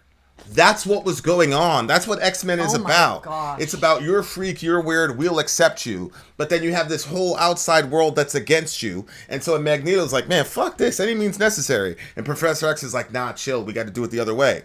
That's the X-Men. Wow. So when this guy says mutants, like, he's saying that they should just be caught and exterminated. I mean, it's that kind of language. Do I believe a genocide is happening? No. But when you say shit like this, and then the trans kid hears from their elders that they're being genocided, and then you see the Kid Rock video, what the fuck are these? You're not going to come up with another What are they conclusion. supposed You're to right. think? You're right. What are they supposed to think? Yeah. Oh, that's true. Oh, man, this is so bad, bro. This is so bad. Christian conservative Republican. That tracks. Meanwhile, in Missouri, House Republicans are taking their culture wars to a chilling extreme. They voted Tuesday to strip all state funding from public libraries, purely out of spite. They did it because Missouri librarians are suing the state over a law that has led to the banning of 300 books, many of them, unsurprisingly, authored by or telling stories about people of color and LGBTQ people. Joining me now. Nah, that's not completely honest. I mean, there's a book called, like, This Book is Gay, and it's got, like, extreme depictions of oral and anal sex, all types of shit that you're giving to third graders. Stop it. Get out of here with that. Stop it. Look, I'm I'm okay. I'm okay with saying that 12-year-olds should not be exposed to books that explain to them what websites to go to meet people. My God, what? Yeah, these people are sick as fuck. Like, oh, a book banner. Book banning is always bad. No, it's not. No, it's not. If a Tennessee school said we're gonna have Mein Kampf in the curriculum and then promoted Mein Kampf as something good, I would be up there, and a lot of people up there saying, "Nah, we don't need to have this book in the impressionable minds of young people." See, I don't have a problem with knowledge, but there are certain things that people are not mature enough yet to handle that knowledge, and that's obviously one of them. And anybody who would take a book like that shows prepubescent children how to have sex, how to have anal sex, how to find things, how to hook up with people, how to keep the shit from your parents, all that shit. If you as an adult want to go through a book like that with a child that's not even yours, you're absolutely suspect. See, this is what I'm saying. And I guarantee you, the person that's like that is not a trans person. Yeah. But you might be the type of person that might stroll into a women's bathroom. Here's Ian Kirby. Banning the Kama Sutra for first graders is fascism. Exactly. I love it. Ian's my boy, dude. That boy's fast as hell. We continue. MSNBC political analyst and former Senator Claire McCaskill. And Claire, I mean, you now have to have travel. I agree. I agree, Ben. No, I'm okay with the Communist Manifesto. I'm okay with the Communist Manifesto. I'm not okay with Mein Kampf. I think Mein Kampf is okay for young people to read as long as it's depends on the framing surrounding the discussion. What is that one? Is that the... What? That's Hitler's book about the Jewish question and all the rest of it. About the Jewish question? I agree with you. The framing, I agree with that. But the framing that these people are putting around books like that are, these are good things, these are things that you need to know, blah, blah, blah, to a third grader. I don't believe it's not like it's like historical stuff that we're doomed to repeat if we don't, like, this is sexual stuff. This doesn't even make any sense. How is this happening? Yeah. Insane. We continue. Advisories in Florida, and Missouri Republicans are saying we're going to defund the libraries. Make it make sense. Okay, you can't make that make sense. I'm going to skip that. I want to get to where the guy is talking about the 12-year-old. Yeah, okay. I was going to say. Here we go. You voted not to change it. Uh-oh. Here we go. No. About something, as you said, you want to talk about extremism? This is about whether children, babies, should be allowed to be raped and then married by adults. Take a listen. I've heard you talk about parents' rights to raise their kids how they want. In fact, I just double-checked. You voted no on making it illegal for kids to be married to adults at the age of 12 if their parents consented to it. You said actually that should be the law because it's the parents' right and the kids' right to decide what's best for them to be raped by an adult. Okay? Do you know kids who have been with married marriage at age 12? That was the law. You voted not to change it. That's what you call an obfuscation. Did you vote for the law, yes or no? To this moment, I haven't seen him confirm. We continue. Kids who have been married at age 12? I don't need to. I do. And guess what? They're still married. I don't even know what to do with that, shit. Claire. He stands behind his answer. He did. He said, I do. And guess what? They're still married. You know what? That's so crazy. I think Muhammad married Aisha when he was 50. Aisha was 6. Muhammad was 50 when he married her. She turned 9 years old. And she said, I was with my dolls. She was playing with her friends and her dolls. And that's when Rasulullah sallallahu alaihi wasallam called for her and deflowered her at fucking 9 years old when he was 53. They stayed together until he died at 63. He died in her lap. So if you read all the ahadith, all the seerah literature... She could never have children either. Yeah, she could never have children. I believe there was one, he had one wife that was like super aged and he married her just because she'd have been destitute. But aside from those, all his other wives gave him children. But Aisha, who he had sex with at 9 years old, did not. Okay? Now, if you read the hadith literature, Aisha clearly loved Muhammad.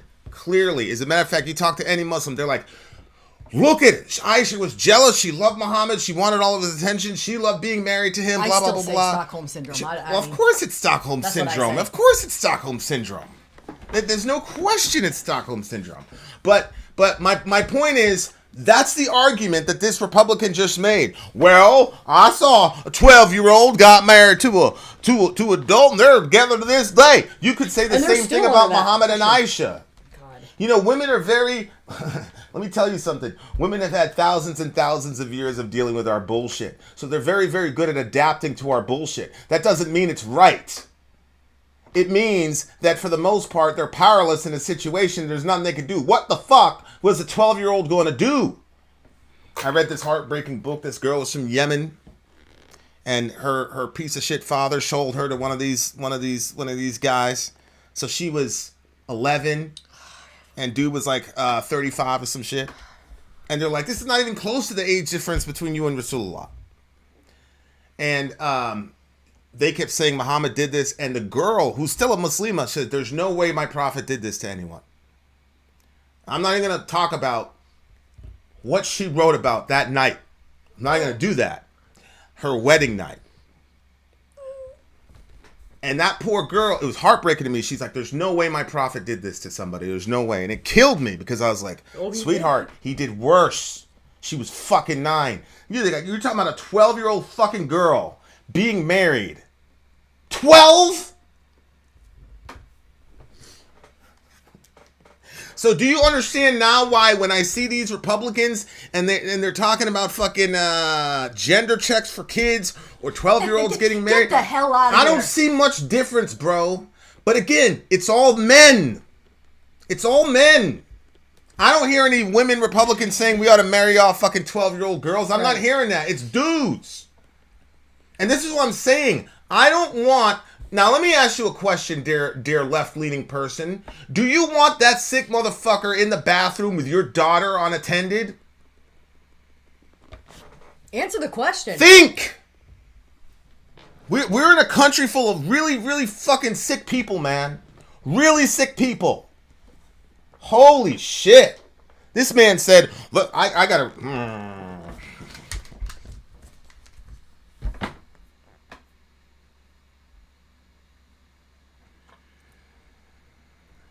For kids to be married to adults at the age of 12 if their parents consented to it. You said actually that should be the law because it's the parents' right and the kid's right to decide what's best for them to be raped by an adult.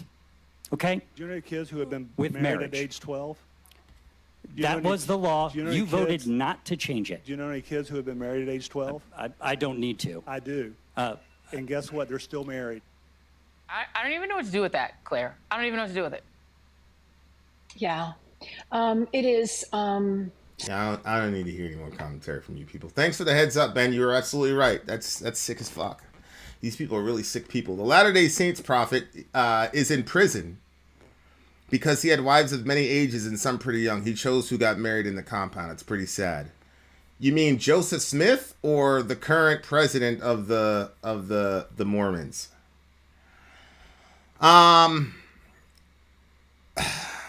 Yeah, one of those folks. I saw him with like Here's a whole Teddy. line. This of is women. on purpose. They learn from the system that if you make people overreact, they dig their own grave.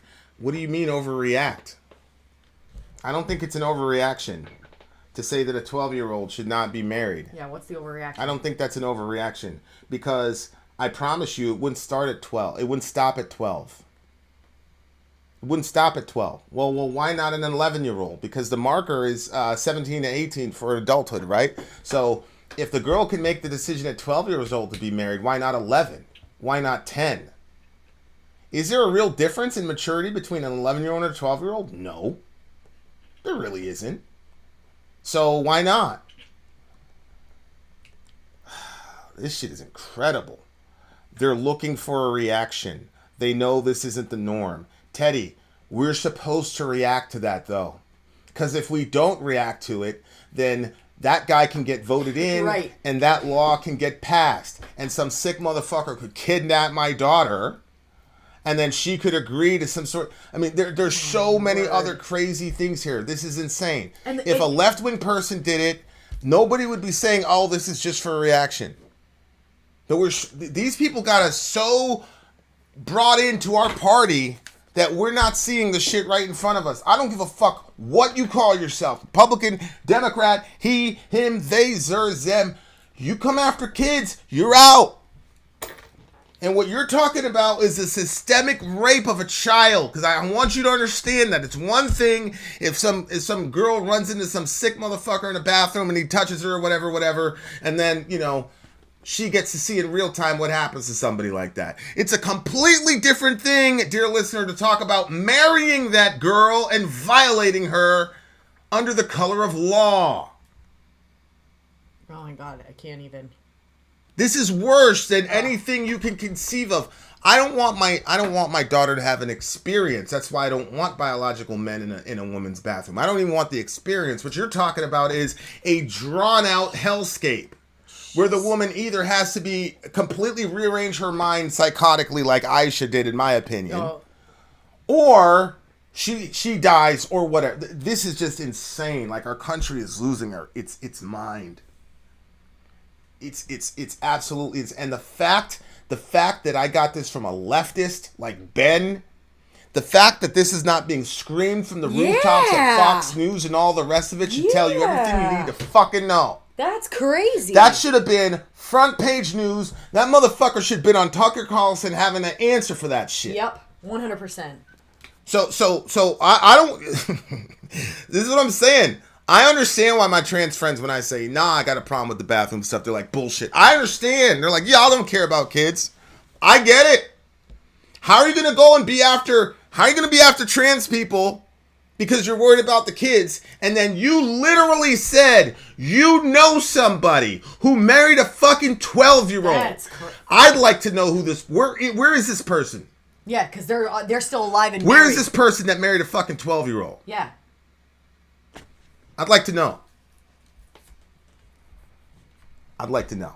That's crazy. Yeah, like Matt Gaetz. Exactly. Like Matt Gaetz. This shit is incredible. It's incredible. Let me just put this on here. 12-year-olds are not ready for marriage. And they're not ready for sex. Let the fucking 12-year-old girl run around with her friends and all that jazz. They were apparently both 12 when they got married? Mormons do it all the time. They were both 12 when they got married? Good God. Petrifying the Patriarchy says, can we be mad at both? Yeah, we can be pissed at both. There's some weird thing happening with kids, man. What is going on? Some weird thing happening with children in this country on both sides. It came out of nowhere. Like, it feels like that if people were like that they kept hidden. Now, like, I mean, this guy came right out and said it. Yeah. Yeah, that's You voted that way? Jeez. I don't understand. Let me see this clarification. A Southwest Missouri Republican from Ash Grove Moon's support of a child marriage in some instances has been long documented. In 2018, Missouri passed a law raising the marriage in the state from 15 to 16, requiring parental permission of older teenagers to marry. Moon opposed the bill at the time, citing the same anecdote of a couple he met in college who had married one another at age 12. So they were both 12 together. That's interesting. Yeah. Okay, you have two 12-year-olds. I've never had any 12-year-olds that were ready for marriage. Again, I don't care, because once you open that door, you can't. See, this is what people don't understand about legal precedent. This is why they say things like, okay, we'll just outlaw abortion except for the case of rape and incest. When you do that, you create what's called a judicial precedent, and the judicial precedent there would be, we can punish children for the crimes of their parents. That's why there is no law that has that on the bill, because the implications are obvious. Okay, so when you say that 12-year-olds are in bounds for being married, that's not because you knew, and I doubt this very highly, but okay, you knew two 12-year-olds who got married and they spent the rest of their lives together. That's great. But I think you would have to say that is a massive exception and not the rule, and it still opens the door for sick, evil people to do the Muhammad Aisha thing. So I'm sorry, The fact that they were both 12 at the same time still doesn't help this guy, in my opinion. In my opinion. And as Delaney's saying, but your bills allow cis men to enter a locker room while I'm changing or taking a shower. Correct. Both of them are sick. Both of them are evil. I'm going to read Shell's 2 comments, and then we got to get out of here. Thanks for hanging out, guys. We will answer... Ben, why do you have to be like that? What did he do? Delaney, I don't need a bill to walk into your locker room. What are you going to do about it? Shut the fuck up, Ben. Seriously, why would you say that? That you know how this topic is, and we've expressed how it is and what we've experienced. Why would you joke about something like that? And saying that to Delaney. Okay, Ben, that's one. Delaney's off limits, Ben. She's 15 years old. So that's one. Don't do that again. Not with her.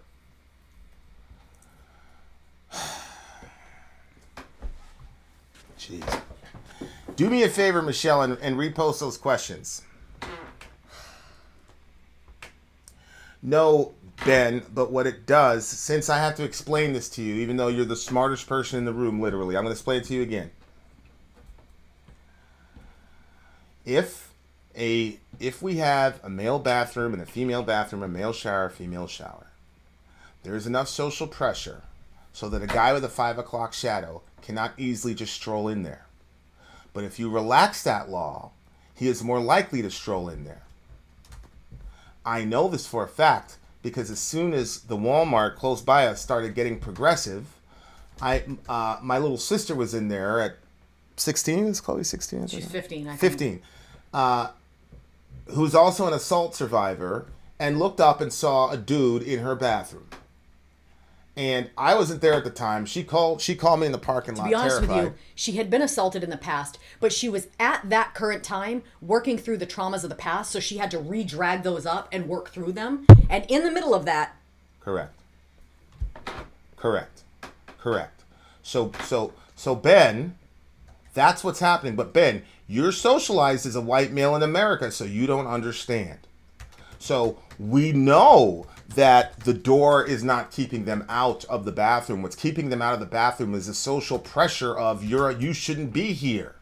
So if you relax that social pressure, the likelihood of them entering that bathroom increases exponentially, which is exactly what happened at Target.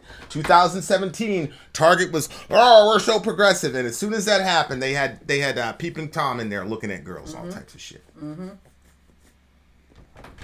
So I'm talking about what happens in the real world, Ben. In the real world, we have structures in place to create the social pressure to make it very difficult for a predatory male to stroll into that bathroom. That's the difference. No, Delaney, it's not okay. That's exactly what I was typing. Because it's definitely not okay. I know who you are, and I know, you're brilliant, you're wise beyond your years, but there's got to be a line. If I don't draw a line with that motherfucker, he just goes. But look at that dismissive energy coming from a...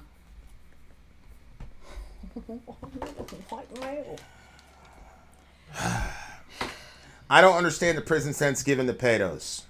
They're always next to nothing, and that's why so many repeat offenders. I agree. And like I said, this is why people fall prey to a lot of this QAnon stuff. Because a lot of powerful people have this weird thing with kids. I'm starting to see it more and more. There's this weird thing with children. A lot of these powerful people. You got Trump was on Epstein Island. You had Clinton on Epstein Island. See, this is the thing that gets me about Republicans. You had Trump making multiple trips to Epstein Island. Why doesn't that bother you? Yeah. Like, you saw Clinton. Clinton denied that he was on Epstein Island. We all know what happened there. But I don't understand how Republicans are okay with Trump when Trump was also good friends with Epstein and wished Ghislaine Maxwell good health and all the rest of this shit. Like, he wished her good luck. Like, what? This woman, she's like the girl in The Handmaid's Tale that was grooming it. This is the thing that gets me. It's like, Republicans hate groomers. We hate groomers. It's like, yeah, but then your man Trump, literally, if there was a groomer of America, you know how like you have the Surgeon General is like America's doctor? If you had the groomer general, it would be literally Ghislaine Maxwell. And Trump said he wished her luck in her trial. when she's the main groomer of America. So I don't that's what I don't get. Like, that's why when trans people say, man, these people don't care about the girls in the bath, they don't care about that shit. I'm like, well, because I'll tell you, if that happened to one of my daughters, you imagine Sailor goes missing for a couple of years and blah, ends up there, and then the person that groomed her and jammed her up, the president of the United States, saying, I hope she has good luck. But there's no outcry from Republicans about that. And then he was on the, like, I understand why trans people say, man, y'all don't care about kids. It's just because you hate us. Oh, yeah, I agree 100%. I think that that's true. I think that that's been obvious since the beginning. The way that the way that we'll easily, kill our children in the womb, the way that all these different things that we just listed off. Absolutely 100%. And I agree. I think that it's... Okay, I don't have a problem. I don't have an issue, Ryan, with Epstein shaking hands with anybody. That's not what I said. What I said was, Trump wished Ghislaine Maxwell good luck, and he went to Epstein Island. That's not the same thing as shaking his hand. Mm-mm. And what I'm doing is I'm applying the same standards that Republicans applied. When it was clear that Bill Clinton was on the manifest, Republicans had a field day with it. When it was Bill Gates, when he was on the manifest, Republicans had a field day with it. So why should we now look the other way because it's Trump? Mm-hmm. Especially with the way that Trump articulates his sexuality. Is it right. Beyond belief that he would go to that island and violate them girls? No, he said he would have sex with his own daughter if he could, didn't he? Correct. He said he would have sex with his own daughter if it wasn't his daughter. We've already been... He already said that because... Quote me, correct me if I'm wrong. Because he had money when the girls were back there in their bikinis. Look, and this is what I'm talking. This is what I'm talking about. Like the fearful white. Here we go. How dare you wish good luck, Christian? Really? It's not about good luck. No, it's not about the luck. No. He's just this is. He doesn't have a completed worldview. This guy. Okay. There's a lot of shit like he's just now finding out about. Okay. Well, I mean, a lot. Yeah. Okay. So he formulates stuff based on like. Crime. Please don't tell me that. Please don't tell me that happened. What, Biden showered with his daughter? Right. It was. Yeah. It did come out. It's their journal. Again, Biden's a sick motherfucker. I'd fuck Biden. The problem is, if Trump showered with his daughter, you would deny it. Mm-hmm. Or you would dismiss it like you did with Ghislaine Maxwell. Mm-hmm. So nothing you say relative to protecting children is valid, ever. Because you're looking the other way with Trump. So if it's a trans person that does it, you have a problem. If it's a Democrat that does it, you have a problem. If it's a Republican who's a fucking child, whatever, that's okay. The guy can talk about the 12-year-olds getting married, and Trump can wish Ghislaine Maxwell good luck after he ends up on the fucking manifest. Get the fuck out of here, man.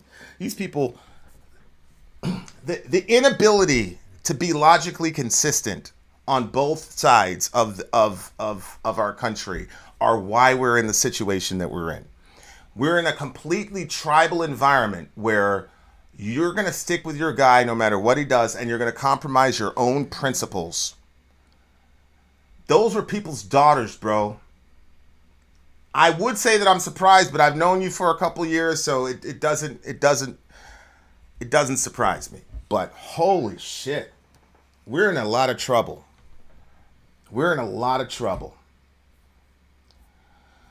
We're in a lot of trouble. Oh my gosh. And look, they've got him.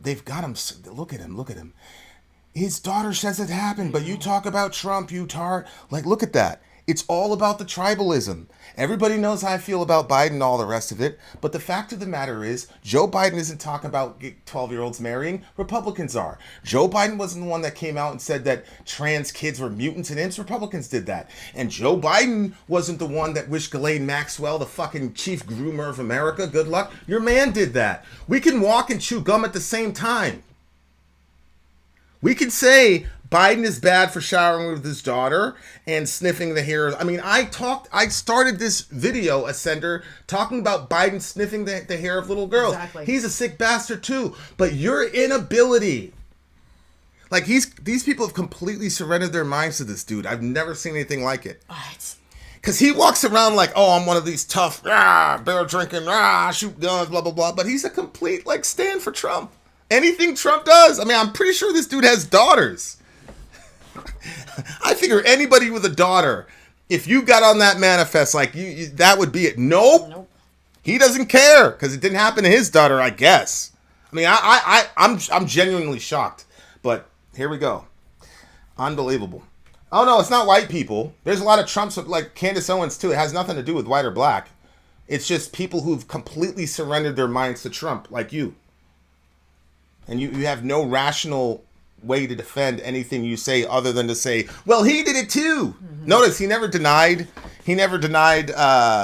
saying good stuff about Ghislaine Maxwell. He never denied that Trump was in the manifest going to Epstein Island. What the fuck was he doing on Epstein Island then, Doug? What was he doing?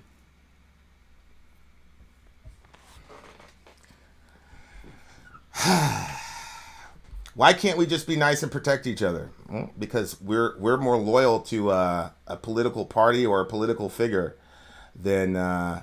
Here's Ryan. Do you seriously believe Trump had sexual relations with his daughter or Biden? Ryan. Donald Trump went on national TV and said he would sleep with his daughter if it wasn't his daughter. He said that.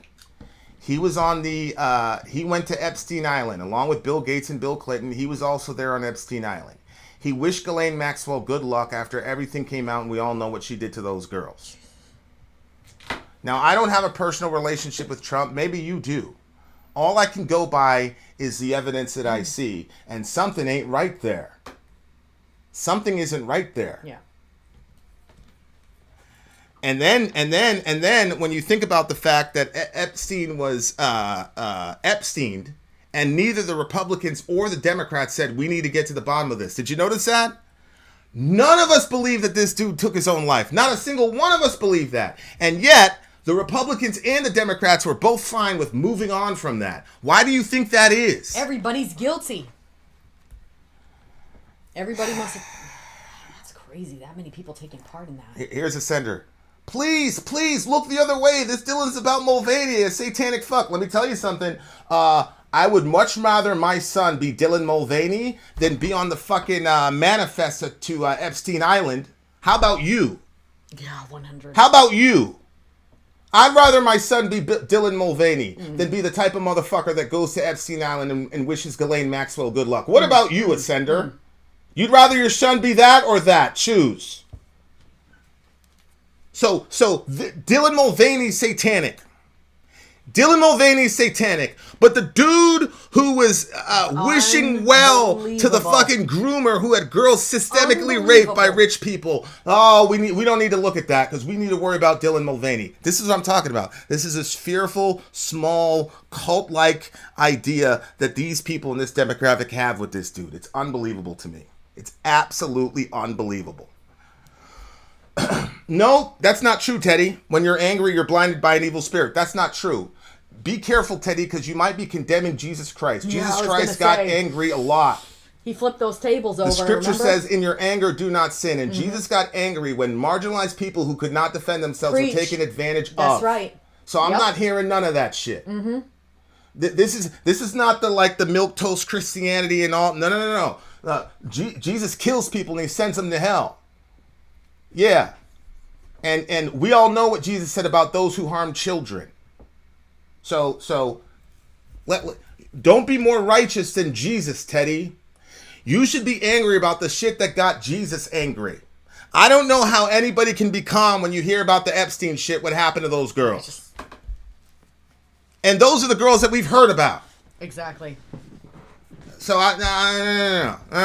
There's time. There's a time for anger for sure. There's a time for anger for sure. And the fact of the matter is, a lot of people on the right are full of hypocrites. No, Padawan, I don't think he said that he would have sex with her if, because he said his main reason for not sleeping with his daughter was because he was married. The fact that she's his daughter wasn't even the issue for him, which is disgusting. I'm pretty sure I remember him saying that if it wasn't his daughter. Yeah. So he did say the daughter. It was about that. Yeah, it was absolutely. It wasn't because he was married. It was because it was his daughter that he. Of course. Well, Padawan was saying that he was saying, I don't care if it's incestuous. It's because I'm married. He wasn't honoring his marriage relationship. He was just saying, if my daughter wasn't my daughter, I would. And Emily, you said, you said that was Trump, right? That was bragging about going into the teens' fitting room for the for Miss America and all that. That's what I was referencing when I said it. Yeah. So I mean, come on, y'all. We know what this is. We know what this is. Here you go. Here you go, Trump defenders. Here you go. Maxwell case logs show how frequently Trump flew on Epstein jets. Bill Clinton too. So, you know, I love you to death, Trump supporters, but this is just y'all. This is just y'all going into denial because you don't want to deal with the ramifications of what happened. I don't understand how come that's happening. Like, how is that place not getting raided and these girls get taken out? Like, I don't understand. Because what am I missing here? It's super rich people. They're super rich. So they can just... And look at the demographic of the customer base. I'm sorry, the demographic of mostly rich white men. They're not... Come on, man. Come on, dude. Come on. What was he doing? Why was he on the plane 6 more times than he even reported himself? Whoa. This is the thing that gets me is that when Bill Gates went to that, was friends with Epstein, they hate Bill Gates because they got a conspiracy. Oh, yep, he's a sick bastard. When it's Bill Clinton, obviously you know how they feel about, oh, he's a sick bastard. But now it's Trump. Oh, he's the exception. He was on there 6 more times than he said he did. He was buddy with Epstein. He was buddy with Ghislaine Maxwell. But he's clean. But Bill Gates, Bill Clinton, they're dirty. Okay, all right. Same thing with the Prince Andrew guy. Everybody that was on that manifest got taken down except for Trump. Everybody. All right, guys. I think we've sufficiently angered everybody. Holy shit. Jeffrey Epstein introduced me to Trump at 14. Ghislaine Maxwell accuser says.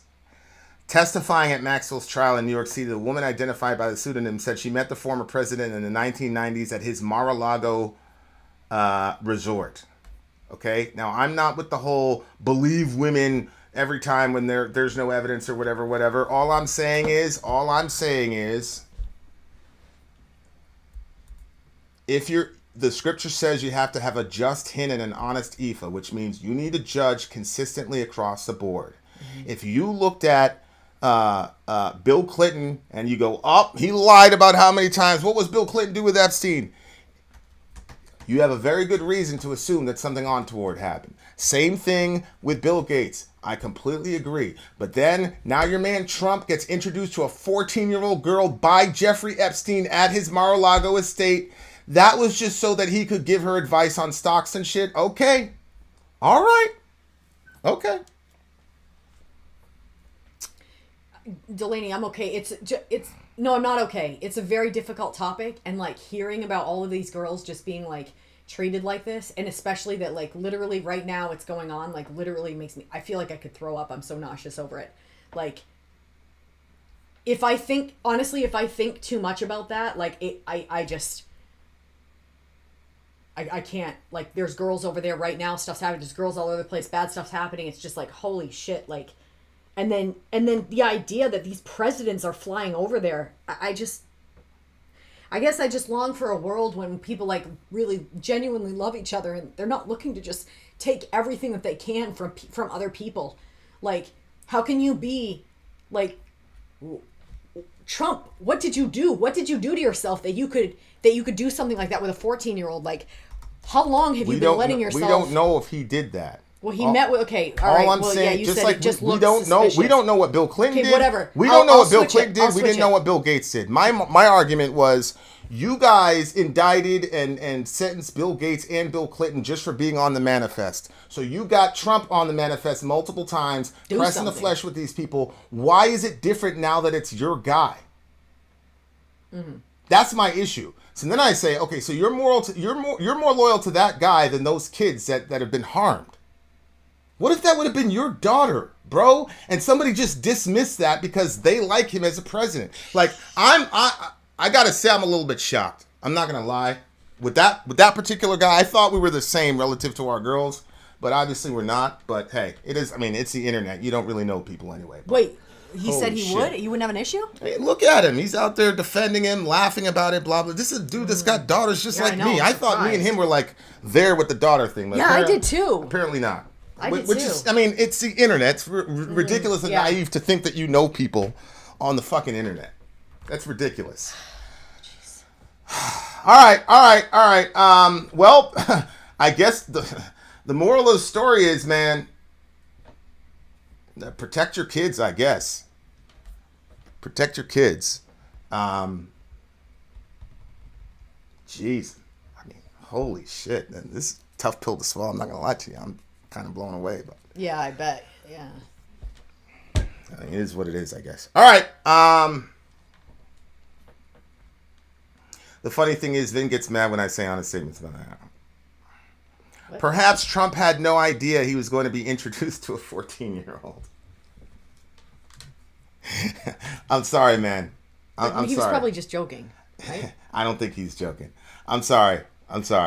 But you can't have it both ways. Either Trump is a stable genius who's capable of running the greatest country the world has ever seen with all of its particularities, or he's just completely incompetent and doesn't know that a fucking child sex ring master is bringing an underage child to his Mar-a-Lago resort. He had no idea.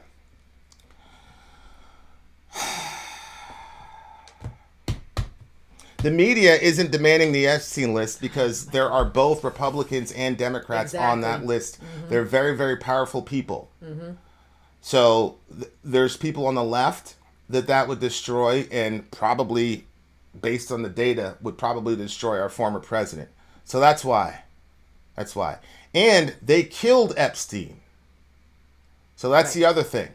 Nobody wants to get Epsteined. So what happened? That girl never had to testify, or did she? Well, some of them testified anonymously. No. You know how I am with names. Epstein's girl there, the one that betrayed all of us women by dragging other girls in there to get raped and whatnot. What's her name? Ghislaine Maxwell? Her. What about her? Where is she now? She's in prison. After Epstein got Epstein, they went after her first. And she didn't, but I understand why the list isn't out. But isn't that, like, they actually had reason for not bringing it out? Like, they were able to, like, legally make it so that way that wouldn't come out?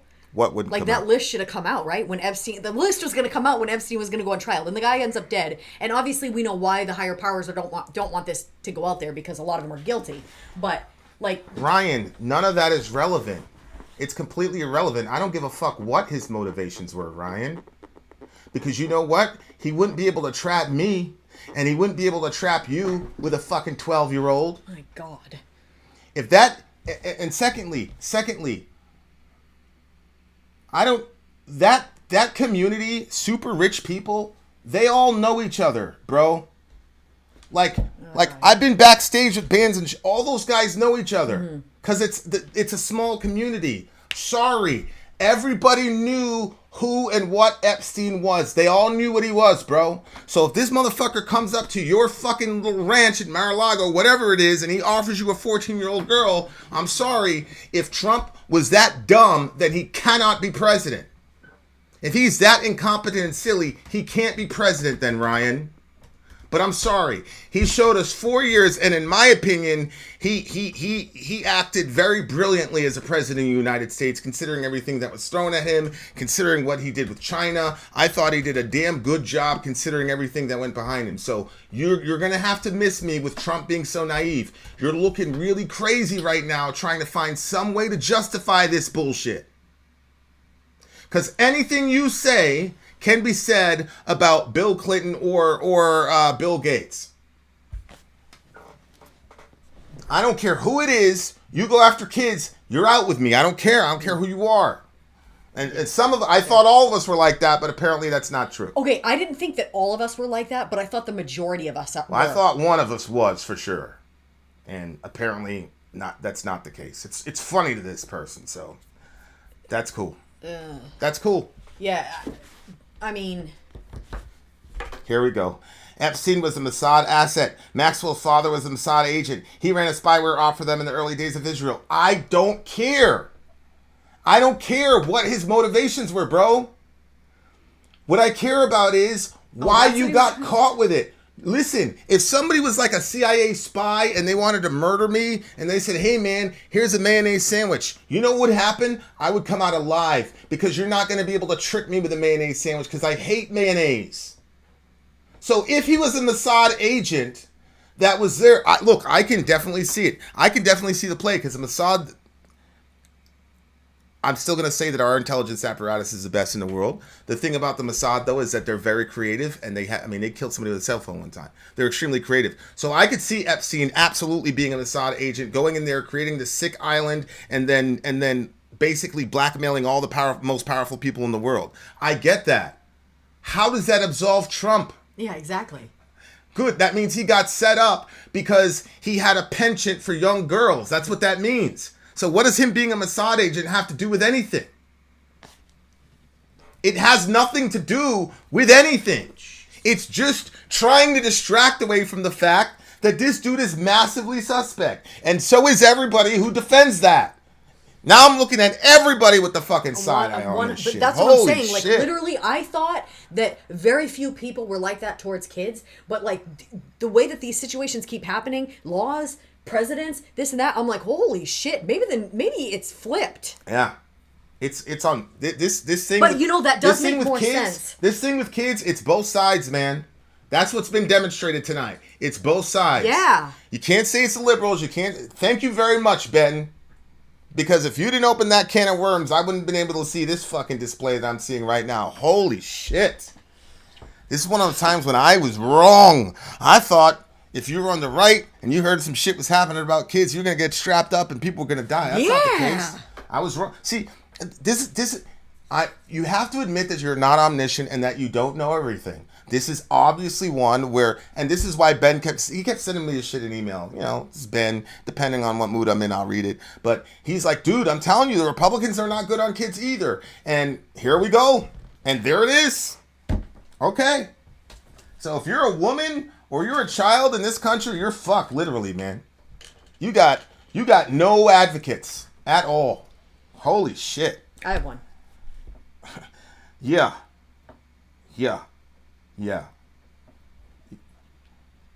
No, it's not the human condition, dude. You surprised me today. I'm not going to lie to you. You surprised me today. Yeah, you're right. Why don't you care about motivation? I don't care about what Epstein's motivation is if the person who wants to run my country took part in violating a prepubescent child. I don't care about that. Should what be all, that, Epstein is dead.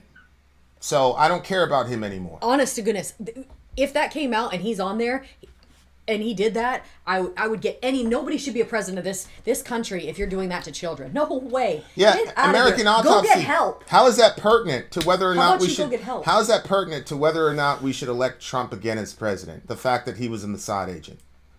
I'm going to go with it. You're not going to give me any documentation that proves it because if he was actually Mossad, there would be no documentation. But You're in the know in all these different intelligence apparati. Okay, that's fine. How is that relevant to whether or not Mr. Trump was hanging out with a 14-year-old girl in Mar-a-Lago being introduced by this guy? How come? And how come he's so nice to them publicly even after everything came out? Is it possible maybe they got shit on him? Is it possible that Epstein was Epstein because they had a bunch of shit on everybody? Is that possible? I'm sure it would be Ranter Matt. I'm sure it would be Pandora's box. But that box should be. We should not have leaders of our country that their mind has, gone down to that degree that they would do things to children. Jesus. Like, the fact that you're in that situation means you should not be running our country. I don't believe you should be running our country in that situation. You shouldn't be alive. What do you mean running the country? No, I said go get some help. I definitely think I'll you should help get you. some help. Come to me, I'll help you. I'd help you. Go get some therapy, get the stuff figured out, whatever, but holy shit. Listen to this guy. I can't believe I have to answer this question. Uh-oh. If Epstein approached you as a wealthy person and he tried baiting you, how would you handle it? I would probably slap the shit out of him. Yeah. I would slap the shit out of him. See, the thing is, Epstein would never do that. If he approached me and said, hey, I got this 14-year-old girl. He would never do that. First of all, Epstein wouldn't be able to get within 10 feet of me knowing what I know about that motherfucker. What do you mean, how would I handle it? A 14-year-old girl, I would smack the shit out of him within an inch of his life, and then I'd call the authorities to get him arrested. That's what I would do. What do you mean, how would you handle it? How would you handle it, Ryan? If somebody came up to you and offered you a fucking 12-year-old girl, how would you handle it? Especially if you knew that this guy was a serial pimp of underage girls. How would you handle it? Would you handle it different than the way I would handle it? Would you struggle? What are we talking about? Why are we even having these conversations? What do you mean, how would I handle it? Well, would there be a struggle for you? What, Trump was 50? Let's say Trump was 50. You mean he's 78 or whatever he is now. But let's just say he was 50 and somebody offered you a 14-year-old girl. Would you struggle with that decision as far as what to do? I don't understand these people. This shit is weird, man. Weird. Unbelievable. You know, I'm not going to tell that story. There is evil on both sides. I'm not going to tell that story. I do not understand. I don't understand. But I don't get it. I don't get it. I understand leftists. I really do. Because I think they're crazy, but they're consistent. They're saying trans women are women, so fucking let them in the bathroom, let them play sports. They're being consistent. Mm-hmm. But these Republicans, this was a fucking revelation to me, man. Because they've been going around kids. But then when it came to their man, whoo, it's all over the place. Billionaires are often approached by nasty people trying to get them, trying to shake them down. I think it's gross. Oh, man, those poor rich billionaires, you know, they keep getting accosted by 14-year-olds. It's just gross.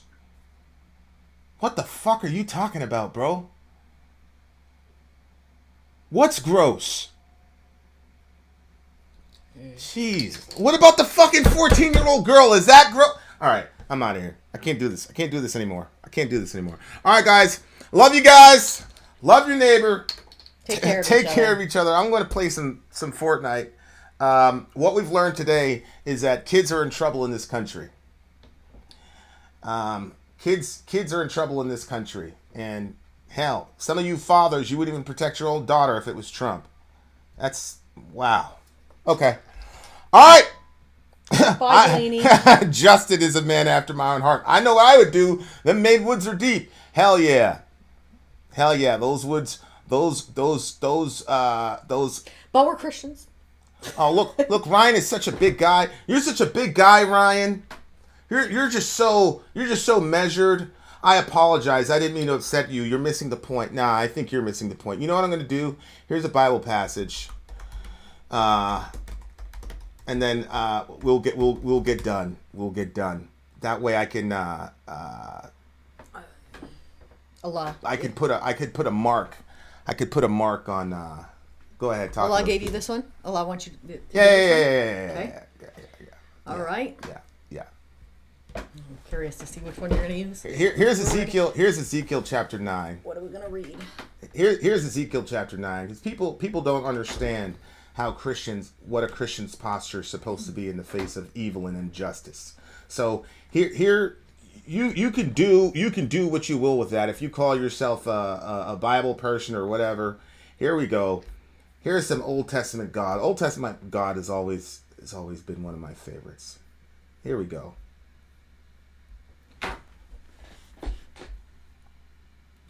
Then I heard him call out in a loud voice, "Bring the angels of the city here, each with a weapon in his hand."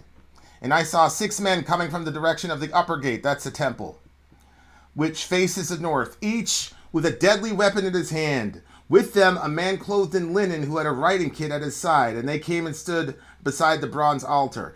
Now the glory of the God of Israel went up from the cherubim, where it had been, and moved to the threshold of the temple. Then the Lord called to the man clothed in linen who had the writing kit at his side, and said to him, "Watch this very closely, dear listener. Go throughout the city of Jerusalem and put a mark on the foreheads of those who grieve and lament over all the detestable things that are done in it." As I listened, he said to the others, "Follow him through the city and kill without showing pity or compassion. Slaughter old men, young men, maidens, women, and children. Do not touch anyone who has a mark. Begin at my sanctuary." You know what that means? All this fucked up shit was happening in Israel, and everybody was all apathetic.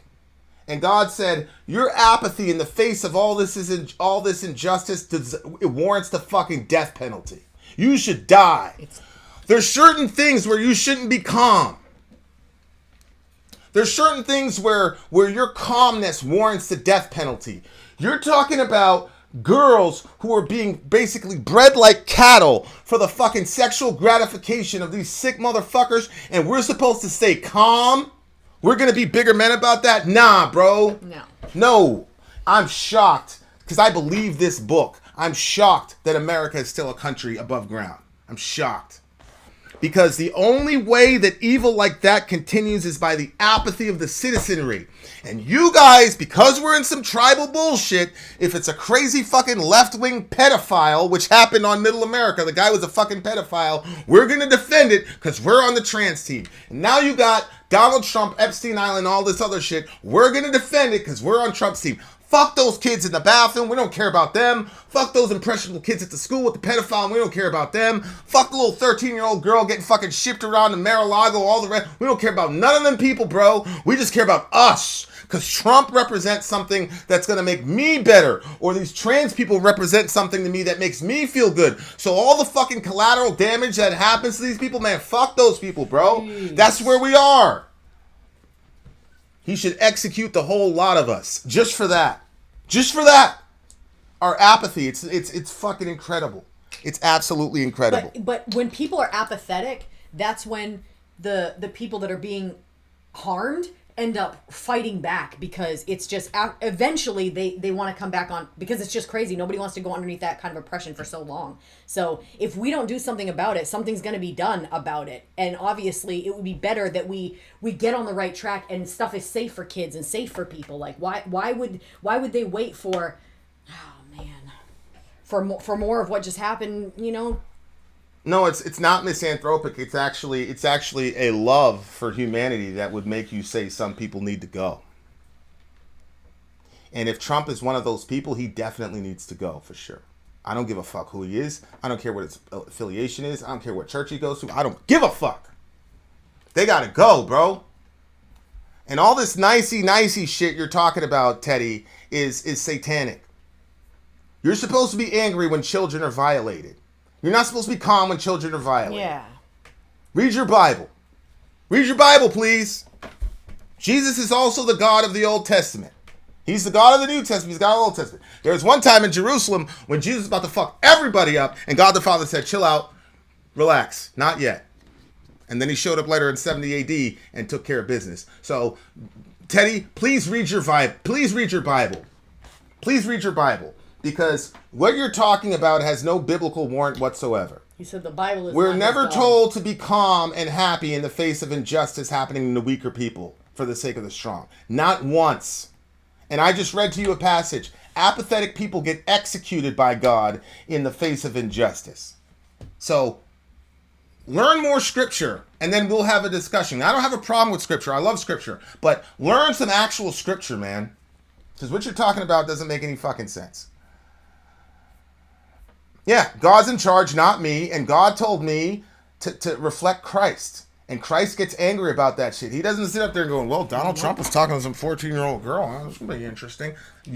I don't know, maybe But we just read it. His apathy, people's apathy does. Right. You might serve and worship an apathetic God, but I don't. My God is emotional more than you realize. Very emotional being, my God.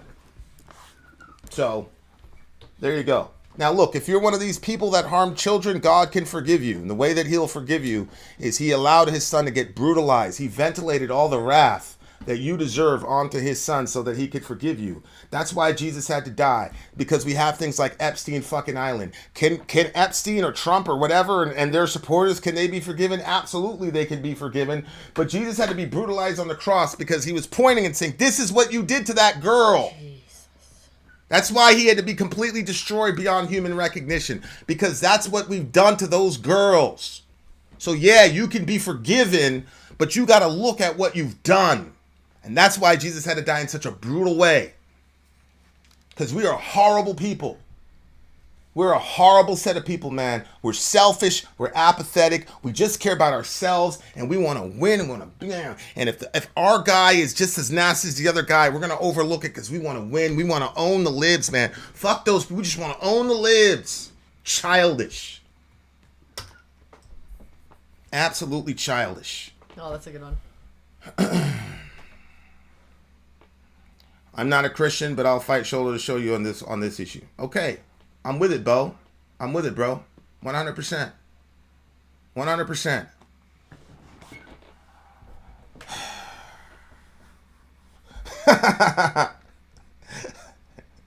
Vin spits honestly good sense about how to handle depraved humans who enjoy the flesh of children, then turns around and states how to forgive them.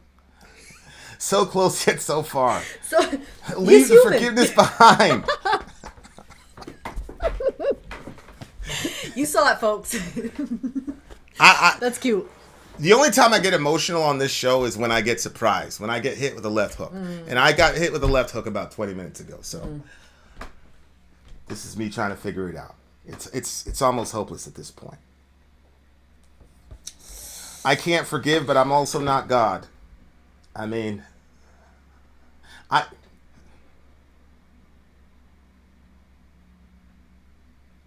Well, nobody's asking for forgiveness. I knew a guy, and the dude was raping these girls systematically over there in Afghanistan, trying to get the girls to read and shit. What? Yeah. Trying to get them. He was trying to get the girls to, get them schools and shit like that. Yeah. And they saw that as an encroachment of Westernism. So this guy, he had guys that were throwing acid on these girls' face. Other guy was like violating these girls so they wouldn't come to school. And that dude wasn't on the profile, but I know a dude. They found that guy, and they brought the homie out back, and they sent him to Allah. And before they sent the guy away, he said this is wrong, but God's gonna forgive me. See ya. The person that did the killing, or the person being killed? Yeah. Nah, the person that did the killing. Oh. He said this is wrong, but God will forgive me. Wow. Yep. You don't do that shit to kids, man. You don't do that shit to kids. All right. Much love to everybody. Ben Webb. Well, See, that's why I love Benji, though. Because you're not going to get stuff like this elsewhere. He'll come at it with the heat. You hear stuff like this, and it can feel so discouraging because it's like, wow, how come so many people are not like wanting to protect these kids? Like, how is this happening? I'm blown away. I don't understand. People in authority and all this is happening. It's just, it's absolutely mind blowing. But then you have stories. I'm not going to say who it is, but we know somebody who could meet with girls to get whatever from those situations that they want, but instead they're meeting with them to teach them things. Mm-hmm. And paying the girl to teach them things. Yep. Instead of paying them to take things from them. Yep. Like, and stuff like that, when I feel like a little ungrounded with humans, like how is this like, I understand how it's possible, but it's also completely shocking when you hear that. Especially like, I know that the bit of information you got was like hit you a certain way. It also hit me a certain way because I thought something, like I thought that person with their daughters would have been different also. Their daughter would have been different also. That was really, really shocking to me.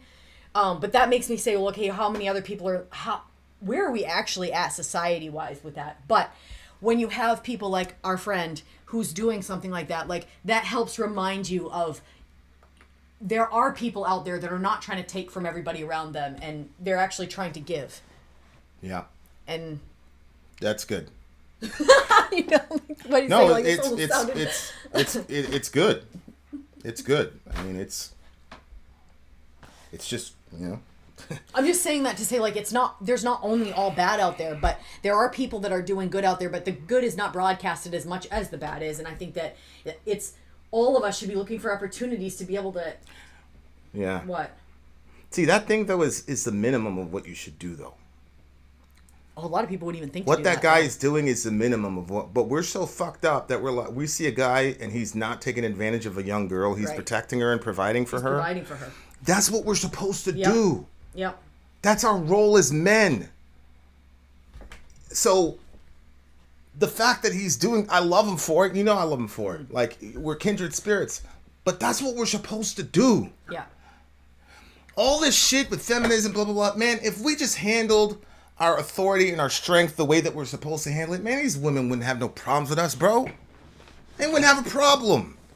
It's that we love being stronger than them and all that so that we can abuse that power, man. So we're so used to men abusing their power that when you run into one dude that is actually acting like a man relative to young girls, we think he's like the fucking Dalai Lama. Well, no, fuck the Dalai Lama also. He likes sucking the tongues of little boys. I was That's a gonna different say story. something just No, Gandhi, well, fuck him too, because he had some weird sexual things with Come on! young girls too. Yeah, he'd sleep naked with a bunch of young girls to see if he could fight the temptation to have sex or whatever. Martin Luther, well, fuck him. Malcolm X, okay. like that guy that we know, he's doing the bare minimum. We're supposed to protect, especially girls. So it's a sex trafficking situation. She propositioned him, and he basically is paying her to learn English or something. Like, he's teaching her English, and then he pays the money, so then the pimp she's not going to get in trouble with the pimp. Yeah. But then he's teaching her. And for the hour or so that they're together, she doesn't have to do anything. Which obviously, if she ends up learning English and she learns it well enough, that could give her an out, possibly. Yeah. So.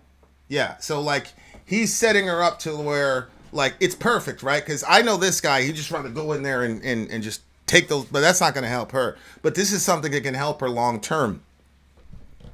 And that's what we're supposed, that's the minimum of what we owe girls and women as men in a society. That's the fucking minimum. And I don't believe that a lot of the shit and confusion in our culture would be happening if we actually were actual men. But I'm sorry, guys. We have exploited and exploited and exploited and exploited, and our country has no fucking leadership, and that's why there's all this confusion. Like, see, that's the thing. Like, I believe men are leaders. I believe they're thought leaders. I believe they're leaders in the home. But we have taken all of that authority and responsibility and turned it in for ourselves. And because of that, there's no leadership in this country, and it's every man for themselves. Now you got little kids trying to left to figure shit out by themselves. And we ask all the time, where's the fucking father? We had a situation, and the girl needed her father. She needed a father. Men are needed in this country. We're so 100%. bad. Like, that's why, like, I had no problem with the toxic masculinity phase and the Me Too phase, because it was talking about all the ways in which we were abusing our powers. Did it get exaggerated? Of course. But instead of men, like, taking the time to shut the fuck up and listen to what people were saying, it was just, dudes are so fragile in this country that the minute you said toxic masculinity, they got all toxic. They were hurt. Dudes were, like, legitimately, tough guys were legitimately hurt by that. It's like, look, you cannot say that men are the leaders in society and then blame all the horrors of what's going on in society on everybody else except for us. Mm-hmm. That's not how it works. Mm-hmm. And the fact of the matter is, if you can be a man with daughters and then shrug off what Trump did, that is the quintessence of the problem right there. Right there. So, there you go. Do what you guys will with that. Ernie Eastman. Bitch ass nigga. I never know. Does he have a card? I'm not... He doesn't have a card, but I don't care. I'm not going to get all worked up over a word when 14-year-old girls are getting violated by Donald Trump. I don't give a fuck. Call me any word you want. Give it all to me and fucking let the 14-year-old go. Fuck all these people, bro. Lord Jesus, help me with these people. I'm angry with them. I dislike them, and I've forgotten the fact that the only reason I see this is because of your grace. So forgive your friend, and be good to me, and help this country, because we're in a lot of fucking trouble, bro. We're in a lot of trouble. Change the hearts of the men in this country, God, so that we can stand up and be the men that we need to be, because the women need us to be who we're supposed to be. And our kids need us to be who we're supposed to be. And our country needs us to be who we're supposed to be. And the world needs us to be who we're supposed to be. In Jesus' name, amen. Amen. All right, men, our role, provide, protect, sacrifice. Die and go home. That's the job, okay? And you don't have to be married, and you don't have to be a tough guy to fulfill that obligation. However you need to do it, do it. Provide, protect, sacrifice. Die and go home. We'll all see each other at the table. It'll be a good day. All right. I love you all. Love your neighbor. Take care of each other. Middle America, we are the media. Till next time, guys.